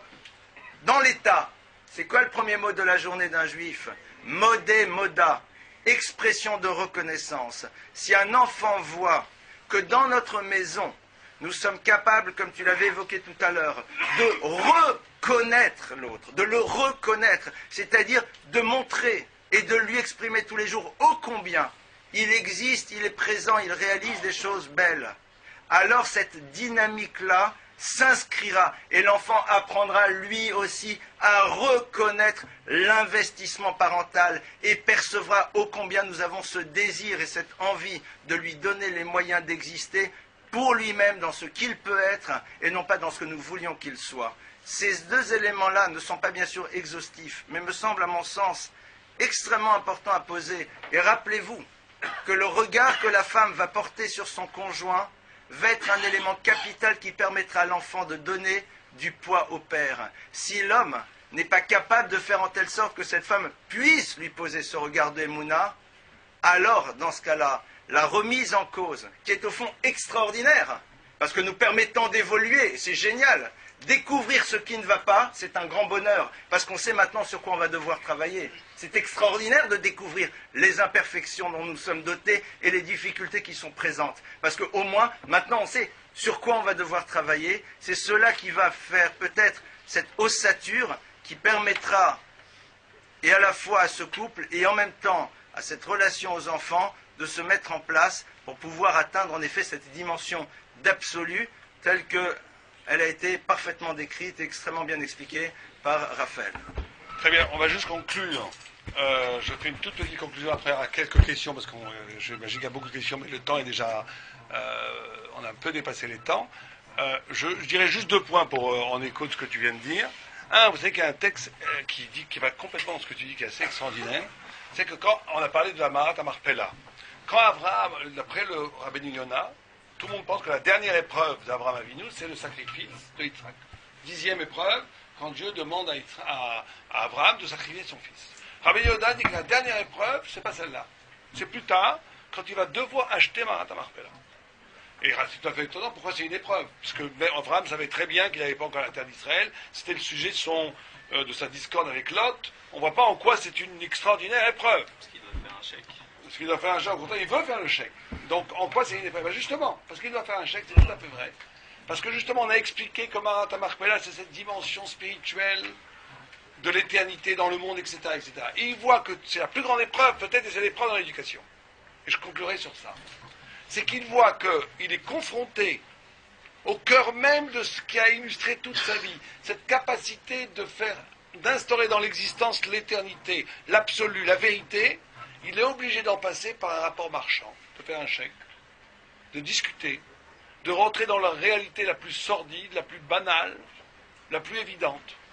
Et ça, c'est peut-être l'épreuve la plus grande, c'est peut-être plus grand que sacrifier son fils. C'est qu'à un moment donné, tous nos idéaux de Torah, tous nos idéaux de spiritualité, tous nos idéaux de bonheur, tous nos idéaux de Torah, ils vont être confrontés à une réalité qui est en train de complètement banaliser, salir, réduire cette dimension extraordinaire de Torah à une vie, à la limite, tout à fait banale. On ne voit pas, on ne palpe pas la spiritualité. Et ce qui est extraordinaire dans ce que dit Rabbeinu Yonah, il dit que c'est justement ça la plus belle et la plus grande épreuve. Quand je suis capable de transformer cette banalité, cette visage de l'existence qui va à l'encontre de tout ce que j'ai cru pouvoir investir, quand je suis capable de l'accepter comme un passage nécessaire, et que je ne fuis, c'est à ce moment-là qu'Abraham devient vraiment Abraham pour Rabbeinu Yonah, c'est la dernière épreuve, il devient total, complet, quand même la banalité de la vie, même les choses, il faut en passer par un travail qui n'a rien à voir avec l'idéal. Un travail quotidien, un travail de labeur, de midot sur soi-même, dans la vie, de shalom avec ses enfants, avec sa femme, avec les autres, que ce travail lui-même, qui n'a pas l'air extraordinaire, qui a l'air tout à fait petit, qu'on comprend que c'est que par là que je deviens un adulte. Je deviens à ce moment-là, je comprends, et c'est à ce moment-là qu'Abraham devient Abraham. Quand il est capable de surmonter cette épreuve-là, de ne pas lâcher les bras à ce moment-là, de dire, ça fait partie du processus. Et c'est au bout de ce courage-là et du fait qu'il est capable de traverser l'existence telle qu'elle est, qu'au bout il retrouve, justement paradoxalement, toute la grandeur et toute la beauté de la Torah. C'est pareil avec nos enfants, avec notre femme. Bien entendu, l'idéal, c'est tout ce qu'on a dit. Mais cet idéal va passer par des moments, par des expériences, par des événements qui peuvent être complètement contradictoires avec toute la beauté descriptive de la Torah sur le couple et l'éducation.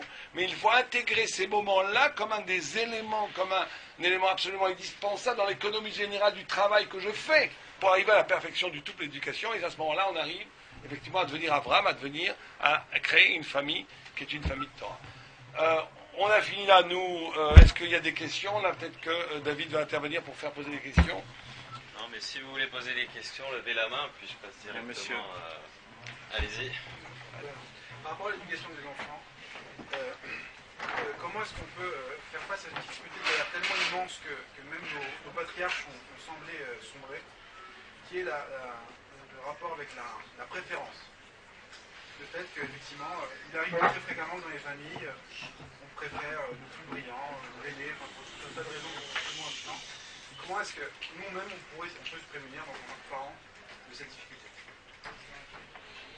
Moi, je crois qu'on n'a pas parlé de ça, mais ça me paraît très important. C'est que dans la psychologie non juive, il y a toute cette notion d'épanouissement. Que l'essence, la plus importante dans l'éducation, ce serait que l'autre s'épanouisse, que l'enfant s'épanouisse. Dans la Torah, cette idée est complètement fausse. Mon souci premier ne va pas être que mon enfant s'épanouisse. Parce que si on ne veut que ça, que mon enfant s'épanouisse, on fait de l'enfant un objet de culte. Un objet de culte où on va projeter toute sa satisfaction sociale, mon fils a réussi, il s'est épanoui, j'ai réussi, je suis un bon père, je suis une bonne mère, etc., etc. Quand on rentre dans ce jeu-là, où la réussite de l'enfant et l'épanouissement de l'enfant est une valeur de ma propre réussite, on va rentrer dans les jeux de préférence, parce qu'on dit celui-là est plus adapté à mes capacités éducatives, donc je vais le préférer, celui-là est plus adapté à mes espérances éducatives, etc., etc. Mais si on considère l'éducation non pas comme l'épanouissement, mais comme l'enseignement d'une mission, d'où la notion d'exigence, qui est absolument nécessaire, qui est une valeur qui est perdue un peu aujourd'hui en Occident, où le fond du digne de l'exigence, c'est l'amour. Mais ce qui est absolument nécessaire à inculquer aux enfants, c'est la notion de mission. Pas la notion d'épanouissement. Tu as quelque chose de tout à fait singulier, toi, elle, lui, qui fait que tu dois devenir un grand ami Racham, toi, tu peux devenir, chacun peut trouver, voir en l'autre, et l'enfant lui-même doit trouver ce pourquoi il a été créé, mais c'est ça qu'on doit essayer de pointer chez l'enfant. Je vous garantis que si on est dans ce genre de logique, où notre souci n'est pas justement l'épanouissement, comme si je cultivais des magnifiques orchidées, et voilà, j'ai réussi à faire 3, 4, 5, 6 orchidées magnifiques, où là on va rentrer forcément, à un moment donné, dans des déceptions chez un, une préférence chez l'autre, mais que la notion, c'est la notion de mission, de destin, où j'essaie d'inculquer aux enfants que chacun doit advenir ce pourquoi il a été créé, et que l'épanouissement, on s'en fiche complètement. Ce qui m'intéresse, c'est pas que tu sois épanoui, ce qui m'intéresse, c'est que tu sois fidèle au pourquoi tu as été créé, ce qu'on appelle l'intrigue. Dans ce cas-là, il n'y a aucun jeu de préférence qui rentre. Il y a d'autres questions, monsieur? Sur la première partie au sujet du couple, vous avez dit que c'était important que l'autre ne soit pas un faire-valoir pour soi-même et que notamment dans les premières rencontres, on va voir ce qui va faire le terreau en fait un peu de la suite, à savoir est-ce qu'on l'a aimé comme un faire-valoir ou plutôt non, justement comme l'idéal et la personne, l'être unique que c'est. Et dans le monde de la Torah où on pratique les chinuchim, comment en une rencontre ou en quelques critères, comment avoir des choses qui ne soient pas justement des critères de faire valoir pour soi et avoir quelque chose de plus global, de plus... Comment on a parlé tous les deux de faire valoir, donc je te laisse la parole. Est-ce que c'est pas même contradictoire en fait Alors, c'est une question qui n'est pas simple parce qu'il faudrait reposer un petit peu toute la question de savoir dans quel état je me retrouve lors de la rencontre avec l'autre. C'est-à-dire comment je suis à l'intérieur de moi. Je crois que il y a une idée qui est la suivante. Savoir et définir, et ça va être très pragmatique, quels sont les fondamentaux sans lesquels je ne peux pas vivre. Et Moshe Soloveitchik Zecher Tzadik Libracha disait que dans chaque couple il y a un fondamental, s'il n'est pas là, le couple ne peut pas exister, c'est celui du chesed. Et c'est quoi le chesed? je reprends un petit peu une idée que Raphaël évoquait tout à l'heure, c'est être préoccupé par la découverte de la sensibilité de l'autre pour pouvoir essayer d'y répondre. Ça va être l'élément qui fera que le couple peut exister par la suite. Essayez de découvrir si cette qualité est là, et en même temps, autre élément que s'il n'est pas présent peut être rédhibitoire, si l'autre n'est pas ce qu'on appelle dans un autre univers, quelqu'un de psychorigide, c'est-à-dire quelqu'un qui a posé des certitudes et qui vit exclusivement à travers ces certitudes sans être obligé de les remettre en cause. Vous savez que les 3 mots les plus importants dans un couple, ce n'est pas « je t'aime ». C'est quoi? C'est « j'ai eu tort ». C'est-à-dire, enfin j'ai dit quelque chose de bien. C'est-à-dire être prêt à imaginer, à éventualiser que ce que je pensais que ce n'est peut-être pas une forme d'absolu. Autour de cela va se greffer, c'est là où on a un travail à faire. Aujourd'hui c'est terrible, on est abreuvé d'images. On est abreuvé d'images. Et donc au fond notre difficulté c'est qu'à un moment ces images ont créé chez nous une certaine forme de schéma. Ce qu'il faut, c'est être capable de s'extraire de cela, et c'est un vrai travail d'abord en mettant de côté les images, en ne s'y confrontant plus de la même manière, et après voir si ces éléments fondamentaux sont là. Et après comment on fait, et je vais vous raconter une histoire qui est une histoire vraie. Et comme ça un jour, un jeune homme qui est venu voir son maître, un maître, c'est pas son maître, et il lui a dit, voilà, moi je rencontre cette jeune fille, a priori les fondamentaux sont là. Et on ne se déplaît pas, mais qui me dit que c'est elle? Ce maître lui a dit une phrase. Il lui a dit, imagine que demain tu ne la vois plus. Si ça ne te fait strictement rien, alors peut-être t'avances pas. Si tu te dis, ça aurait été peut-être pas mal quand même de la revoir, alors si ces fondamentaux que tu as découverts sont présents, c'est l'élément suffisant pour t'amener à faire un des actes les plus difficiles à faire, qui est celui de s'engager. Et c'est là où peut-être en effet on a le titre à mon avis de plein d'autres conférences, parce que ça c'est encore un dossier en tant que tel. Voilà, mais c'est un travail à faire par rapport à soi-même, et c'est sûr que quand on pose un certain regard sur la mixité, c'est pas parce qu'on dit si les garçons et les filles sont trop tôt ensemble alors ils peuvent faire des bêtises, ce qui peut exister au passage, mais c'est parce que la multiplicité de rencontres avec de multiples visages, qu'au bout d'un moment crée face à nous une forme de choix constant qui fait que on ne verra pas l'autre parce qu'il y a toujours un autre possible. Et ça, c'est en effet à nous de savoir comment on veut gérer ça. Ça, c'est un choix. Et là-dessus, c'est totalement personnel, bien sûr. Comment on veut décider de le vivre. Moi, je rajouterai 2 mots par rapport à ça. Je pense que 2 personnes, en 3, 4, 5 rencontres, peuvent énormément se connaître. Non, Pratique, je dis pratique. Les shidours, en 2, 3, 4, en plus c'est pas dans une rencontre, un shidour c'est 10, des fois 15, des fois 20 rencontres, mais on va dire 5, 6 rencontres, on peut déjà connaître énormément la personne. Je suis très contre 20 rencontres. Oui, moi aussi, mais ça existe. Généralement ça aboutit pas. Comment savoir si c'est le bon? Il y a le Gaon de Vilna qui dit. Mais d'abord décider de prendre le temps de définir ce qui est fondamental pour nous, quelles sont les choses que si elles étaient là, ça serait pas mal, mais si elles ne sont pas là, on peut vivre sans, et quelles sont les choses qui seraient une forme d'option, mais absolument peu nécessaires. Tout couple, c'est un renoncement. Il n'y a pas un couple dans lequel on ne devra pas renoncer à une dimension que l'on espérait qui ne sera pas là. La question est de savoir quel est cet élément auquel on ne peut pas renoncer, qui est totalement fonction de nous et non pas fonction de ce qu'on nous a inculqué, mais d'abord fonction de nous-mêmes. C'est évident que moins on s'abîme, mieux on a les idées claires, plus on s'abîme, plus il est difficile d'avoir les idées claires. Et savoir, et ça c'est quelque chose, ça serait tout un autre développement, que quand on rentre dans un cadre de rencontre, eh bien, il faut penser à une chose. Et je vais dire quelque chose qui est un peu violent. La Gemara dit la chose suivante. La Gemara nous dit que il y a un principe que l'on appelle Mishepara. Mishepara, c'est quoi? C'est, imagine, voilà, je suis avec mon ami Raphaël qui a décidé, comme on l'a compris tout à l'heure, de devenir le leader de la vente des pneus en France. Et donc, je commence à parler avec lui business, n'est-ce pas? C'était ça l'exemple, n'est-ce pas? Et puis à un moment, je lui dis, ah mais c'est super, j'ai besoin de 100 000 pneus et tout, et on parle et on discute, on négocie les prix. Et puis je dis, bon ben c'est génial, tu les as, c'est extraordinaire, alors on se voit dans 2 jours, hein. Donc pour lui, ça y est, l'affaire est faite, il a 15 coups de téléphone à donner, il y a des gens qui veulent des pneus, il dit, le stock est verrouillé, il n'y a plus. Puis 2 jours après, il me voit, il me dit, non. Je lui dis, quoi? Il me dit, mais je t'ai jamais dit qu'on allait signer. Alpi alacha, d'après la loi, il peut rien faire. On ne s'est pas topé, on n'a pas fait top là, on n'a rien signé. Seulement là-bas, la Gemara, elle dit, Mi Shepara, celui qui s'est fait payer Man chez Hamaboul, des gens du déluge de la génération de Sodome et Gomorre, Para, lui, se fera payer Mimi Sheno Omed Bediburo, de celui qui n'est pas debout dans sa parole. Et là-bas, le Barthénora explique et dit, Bet din me kalelinoto, le tribunal va le maudire. Alors moi j'ai une question. C'est pas le tribunal, c'est à l'autre de lui dire, espèce de sale type. En vérité, le Beddin lui dit, on va te dire qui tu es. Klala vient de la racine kal.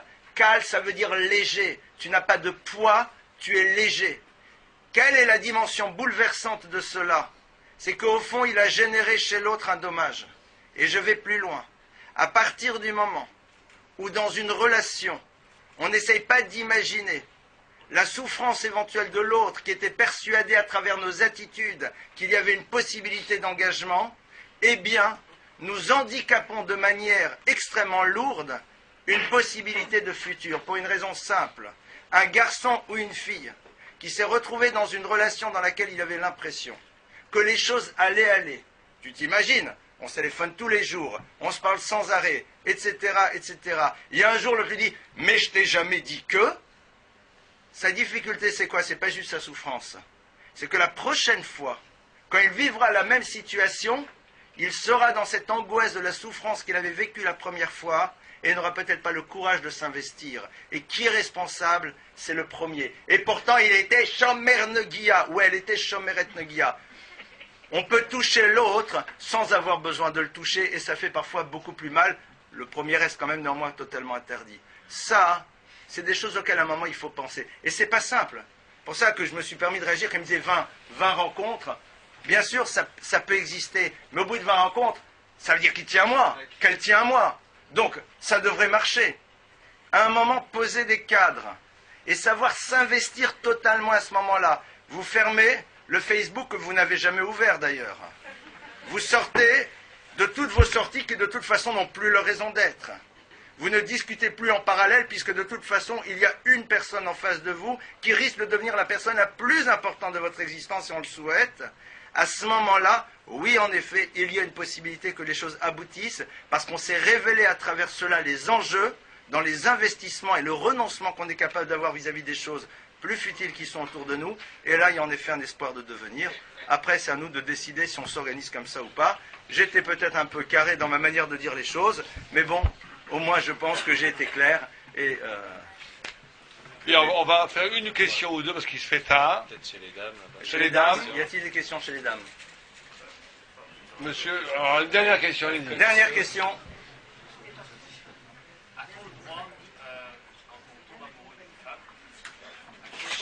Oui. Vas-y. Est-ce qu'on a le droit de se marier avec elle? Oui. En sachant, quand elle nous dit je ne pourrai pas enfanter. Alors, c'est une question. A-t-on le droit de se marier avec une femme qui nous dit qu'elle sait qu'elle ne pourra pas avoir d'enfant? Elle était honnête en tout cas, qui nous l'a dit avant. Peut-on se marier avec une femme qui, avant, annonce à son futur conjoint que d'après les médecins, elle ne pourra pas avoir d'enfant? Elle a plus d'utérus. D'accord. D'accord. C'est-à-dire, c'est pas... Tu fais bien, c'est-à-dire que... Sauf si elle s'appelle Sarah Imenou. D'accord. C'est-à-dire... Voilà, c'est donc cela. Alors maintenant, je vais te demander d'endosser ta casquette de Dayan en premier. Lui vient de Jérusalem, moi... Non, les questions à la RIC, bien entendu, chaque choc, il faut voir chaque cas dans sa spécificité, mais de façon générale, quelqu'un qui n'a pas d'enfant, quelqu'un qui aurait des enfants pourrait se marier avec une femme qui ne peut pas avoir d'enfant. Quelqu'un qui n'a pas eu d'enfant n'aurait pas le droit de se marier avec une femme qui ne peut pas avoir d'enfant parce qu'il a la misère de pour vous qu'il annulerait. qui l'annuleraient. Donc maintenant, il y a des cas où on permet parce que ça va générer il y a des cas presque de piqûres en effet. Il faut on ne peut pas dire. Le cadre général est que si quelqu'un n'a pas d'enfant, il ne peut pas se marier avec une femme qui ne peut pas avoir d'enfant. Bien, on va arrêter les questions. Je fais juste une dernière annonce. Comme on a dit, il y aura une conférence tous les mercredis. Vous avez ici le programme de tous les cours qui sont donnés à Shifté Israël ici. Je crois que Rav Lemel donnera une fois par mois, on parle d'éducation, l'école des parents. Oui, on a comme projet donc une fois par mois d'avoir une conférence qui sera exclusivement tournée vers des problématiques d'éducation de manière beaucoup plus concrète, pour reprendre la jalousie dans la fratrie, l'échec scolaire, les familles monoparentales ou recomposées, les colères de l'enfant. Tout ça, donc, on va véritablement traiter de ces sujets. Ça sera ici, une fois par mois. Je me permets aussi, en même temps, puisque j'ai la parole, de rebondir. Il y a un sofer qui est à l'entrée, qui a proposé des mezuzot à vendre pour les personnes. Il y a aussi à l'entrée, pour ceux qui le désirent, mon ouvrage, Les 4 coupes de lait, pour les personnes qui ont envie de repartir avec. Et puis, je crois va y avoir donc le cours. Alors, je vais essayer de dire ce que Raphaël a dit tout à l'heure. Le cours de Yaakov, c'est un cours mixte, c'est cela.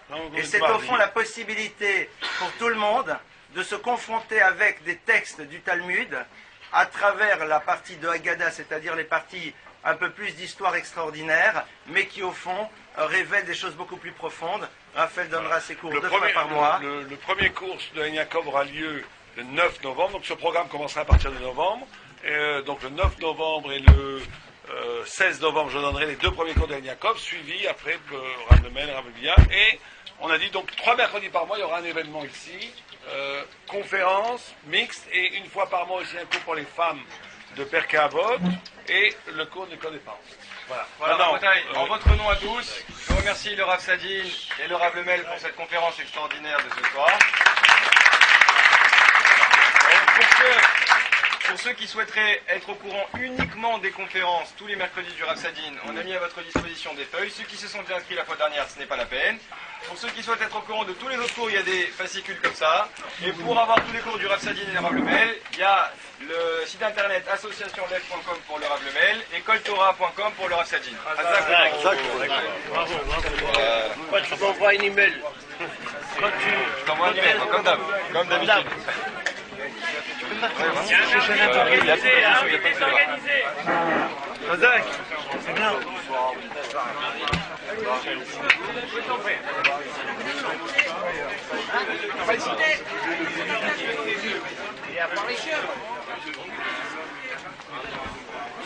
Excusez-moi, je vais à contresens.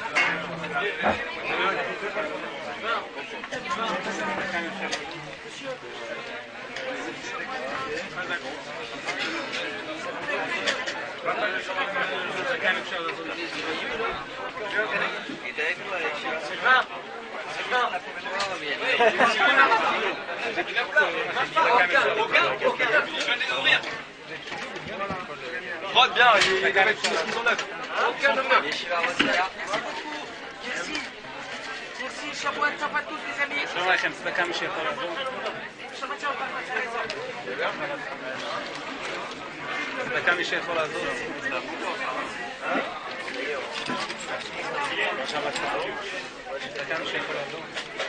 J'ai reculé, il n'y a rien à voir.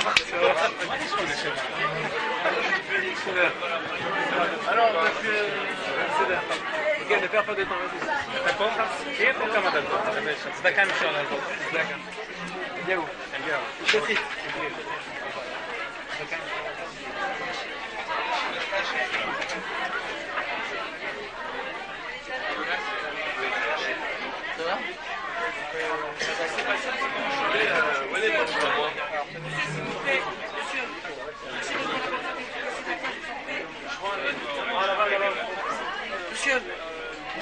Monsieur, s'il vous plaît.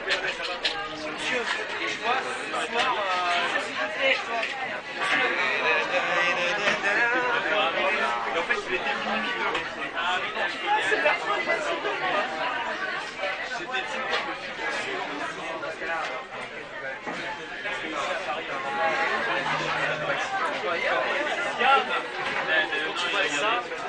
ça me rappelle des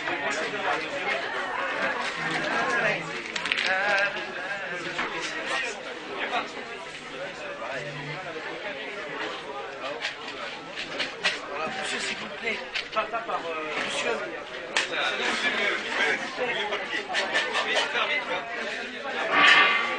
Qui n'a pas fait vite?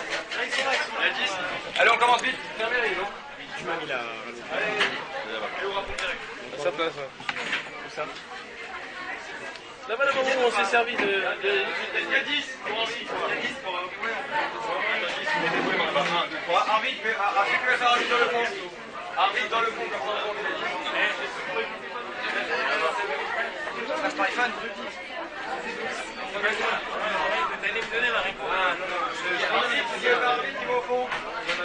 Si, ce qui est pas fait, c'est ça. T'as pas le chômage. Moi, je l'ai pensé en fait pour le mec qui avait dit que ça rentre pas. Allez, est-ce qu'on est 6 à pas avoir fait un vide? David, t'as fait un vide?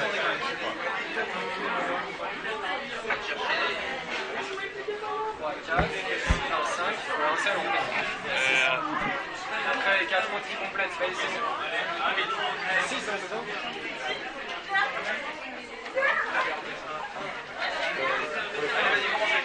Adonai Tsevaot Shman, Mizga Belanu Yaakov Sela, Adonai Tsevaot Ashrei Adam Boder Bar, Adonai Yoshia Melach Yanu. Ça va dire 10. גדל והתגדל שמי רבה, בעלמא דיבר כאותי ויחמח אותי ויצמח וכן ויקרב משיחי, לחייך עוד נביא ומכון ומחיית לכל בית ישראל, בר יהיה לו זמן קריב עמו אמן. יהי שמי רבה מברך, משתבר ויתפר בתחום ונסיב יתדע ויתדל ויתדלל, שמתגוד שווה וכו', אלא מכל ברת אשר אתה תשברת ונחמת אדם יעם בעלמא ועמו אמן. ירוק מירפי עבוד ולא ישחית ויבש אפו, וכל חמתו אדוני יושיע. המלך יניבם קורן, וברכו את אדוני מבורך. ברוך אדוני מבורך לעולם ועד, ברוך אתה אדוני אלוהינו מלך העולם, משבית דברו מעביר הרים בחוכמה, פותח שם מגזמה, משנה את כיפו המחלק זמנני ממסד את הכוכבים ומי שמאותם ברק רצונו בור יום ולילה, גולל אור מפני חושה וחושה מפני אור, המעביר יום ולילה ומבדיל בין יום ובין לילה, אדוני צבאות שמו, ברוך אתה אדוני המעריב הרבים.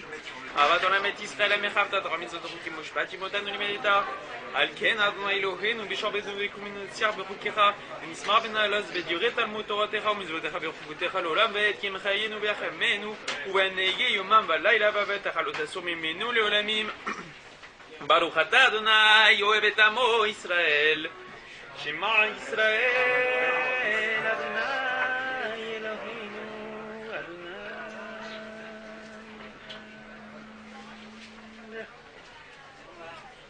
ואהבת את אדוני אלוהיך בכל לבביך ובכל נפשך ובכל מאודיך והיו הדברים האלה אשר אנוכי מצווך היום על לבביך ושיננתם מלבניך ודיברת בם בשבתך בביתך ולכתך בדרך שורבך וקומך וקשרתם להיות על ידיך ואלו נטפות בין עיניך וכתבתם על מזוזות ביתך ובשעריך והיה אם שמוע תשמעו אל מצוותי אשר אנוכי מצווה אתכם היום לאהבה את אדוני אלוהיכם ולעובדו בכל לבביכם ובכל נפשכם ונתתי מתרחצכם ואיתו יורם על כל שאספת דגניך בית ירושך ביצריך ונתתי עשה בשדך לבמתך ואכלת ושבעת ושמרו לכם ותפתה לבבכם וסחתם ועבדתם אלוהים אחרים והשתחוויתם להם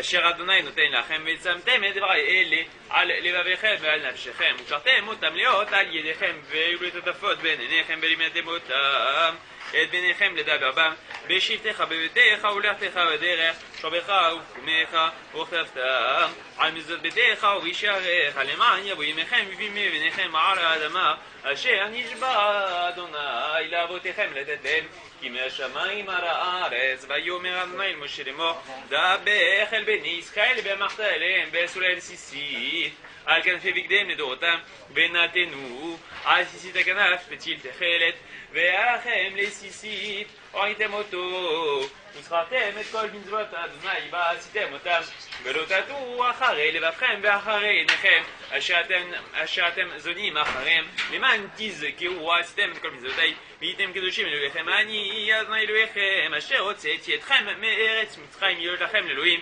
אני אדוני אלוהיכם.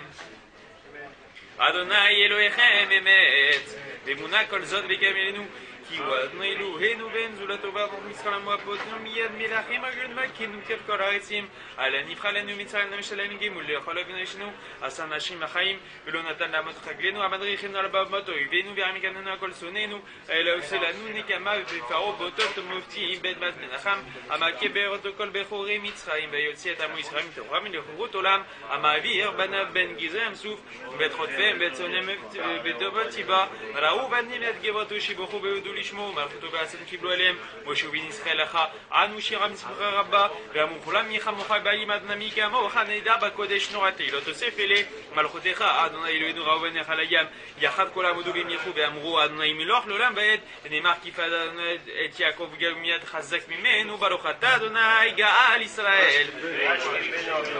השכיבנו אבינו לשלום, ואבינו מלכנו לחיים טובים ולשלום, וחסנו סוכת שלומך ותקננו מלכנו בצורה טובה מלפניך, והושינו מרע למען שמך, והגן בעדינו, ועשה עמלנו מכת אויב דבר, חרב, חוי, צרה, רע, רב, ויגוד ומשחית ומגפה, שבו יעשה השטן מלפנינו מאחרינו בהזל כמהפכת תנרנו ושמור צאתנו ובנו לחיים טובים ולשלום, מעתה ועד עולם כי אל שומנו עד סיננו אתה מכל דבר רע, ומבחר לילה ברוך אתה אדוני שומר את עמו ישראל עד אמן.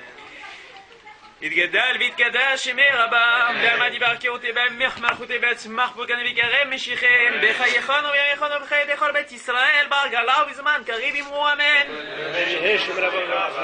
יהי שמי רבם יברך, ללן למגיע יתברך ישתבר ויתפר בתחומי מנסי ויתדע ויתעלי ויתעלל שמנגושה ויחו, לילן מכל ברכת אשר אתה תשברתך ונחמתה, די ביעל בעלמה ואמרו אמן.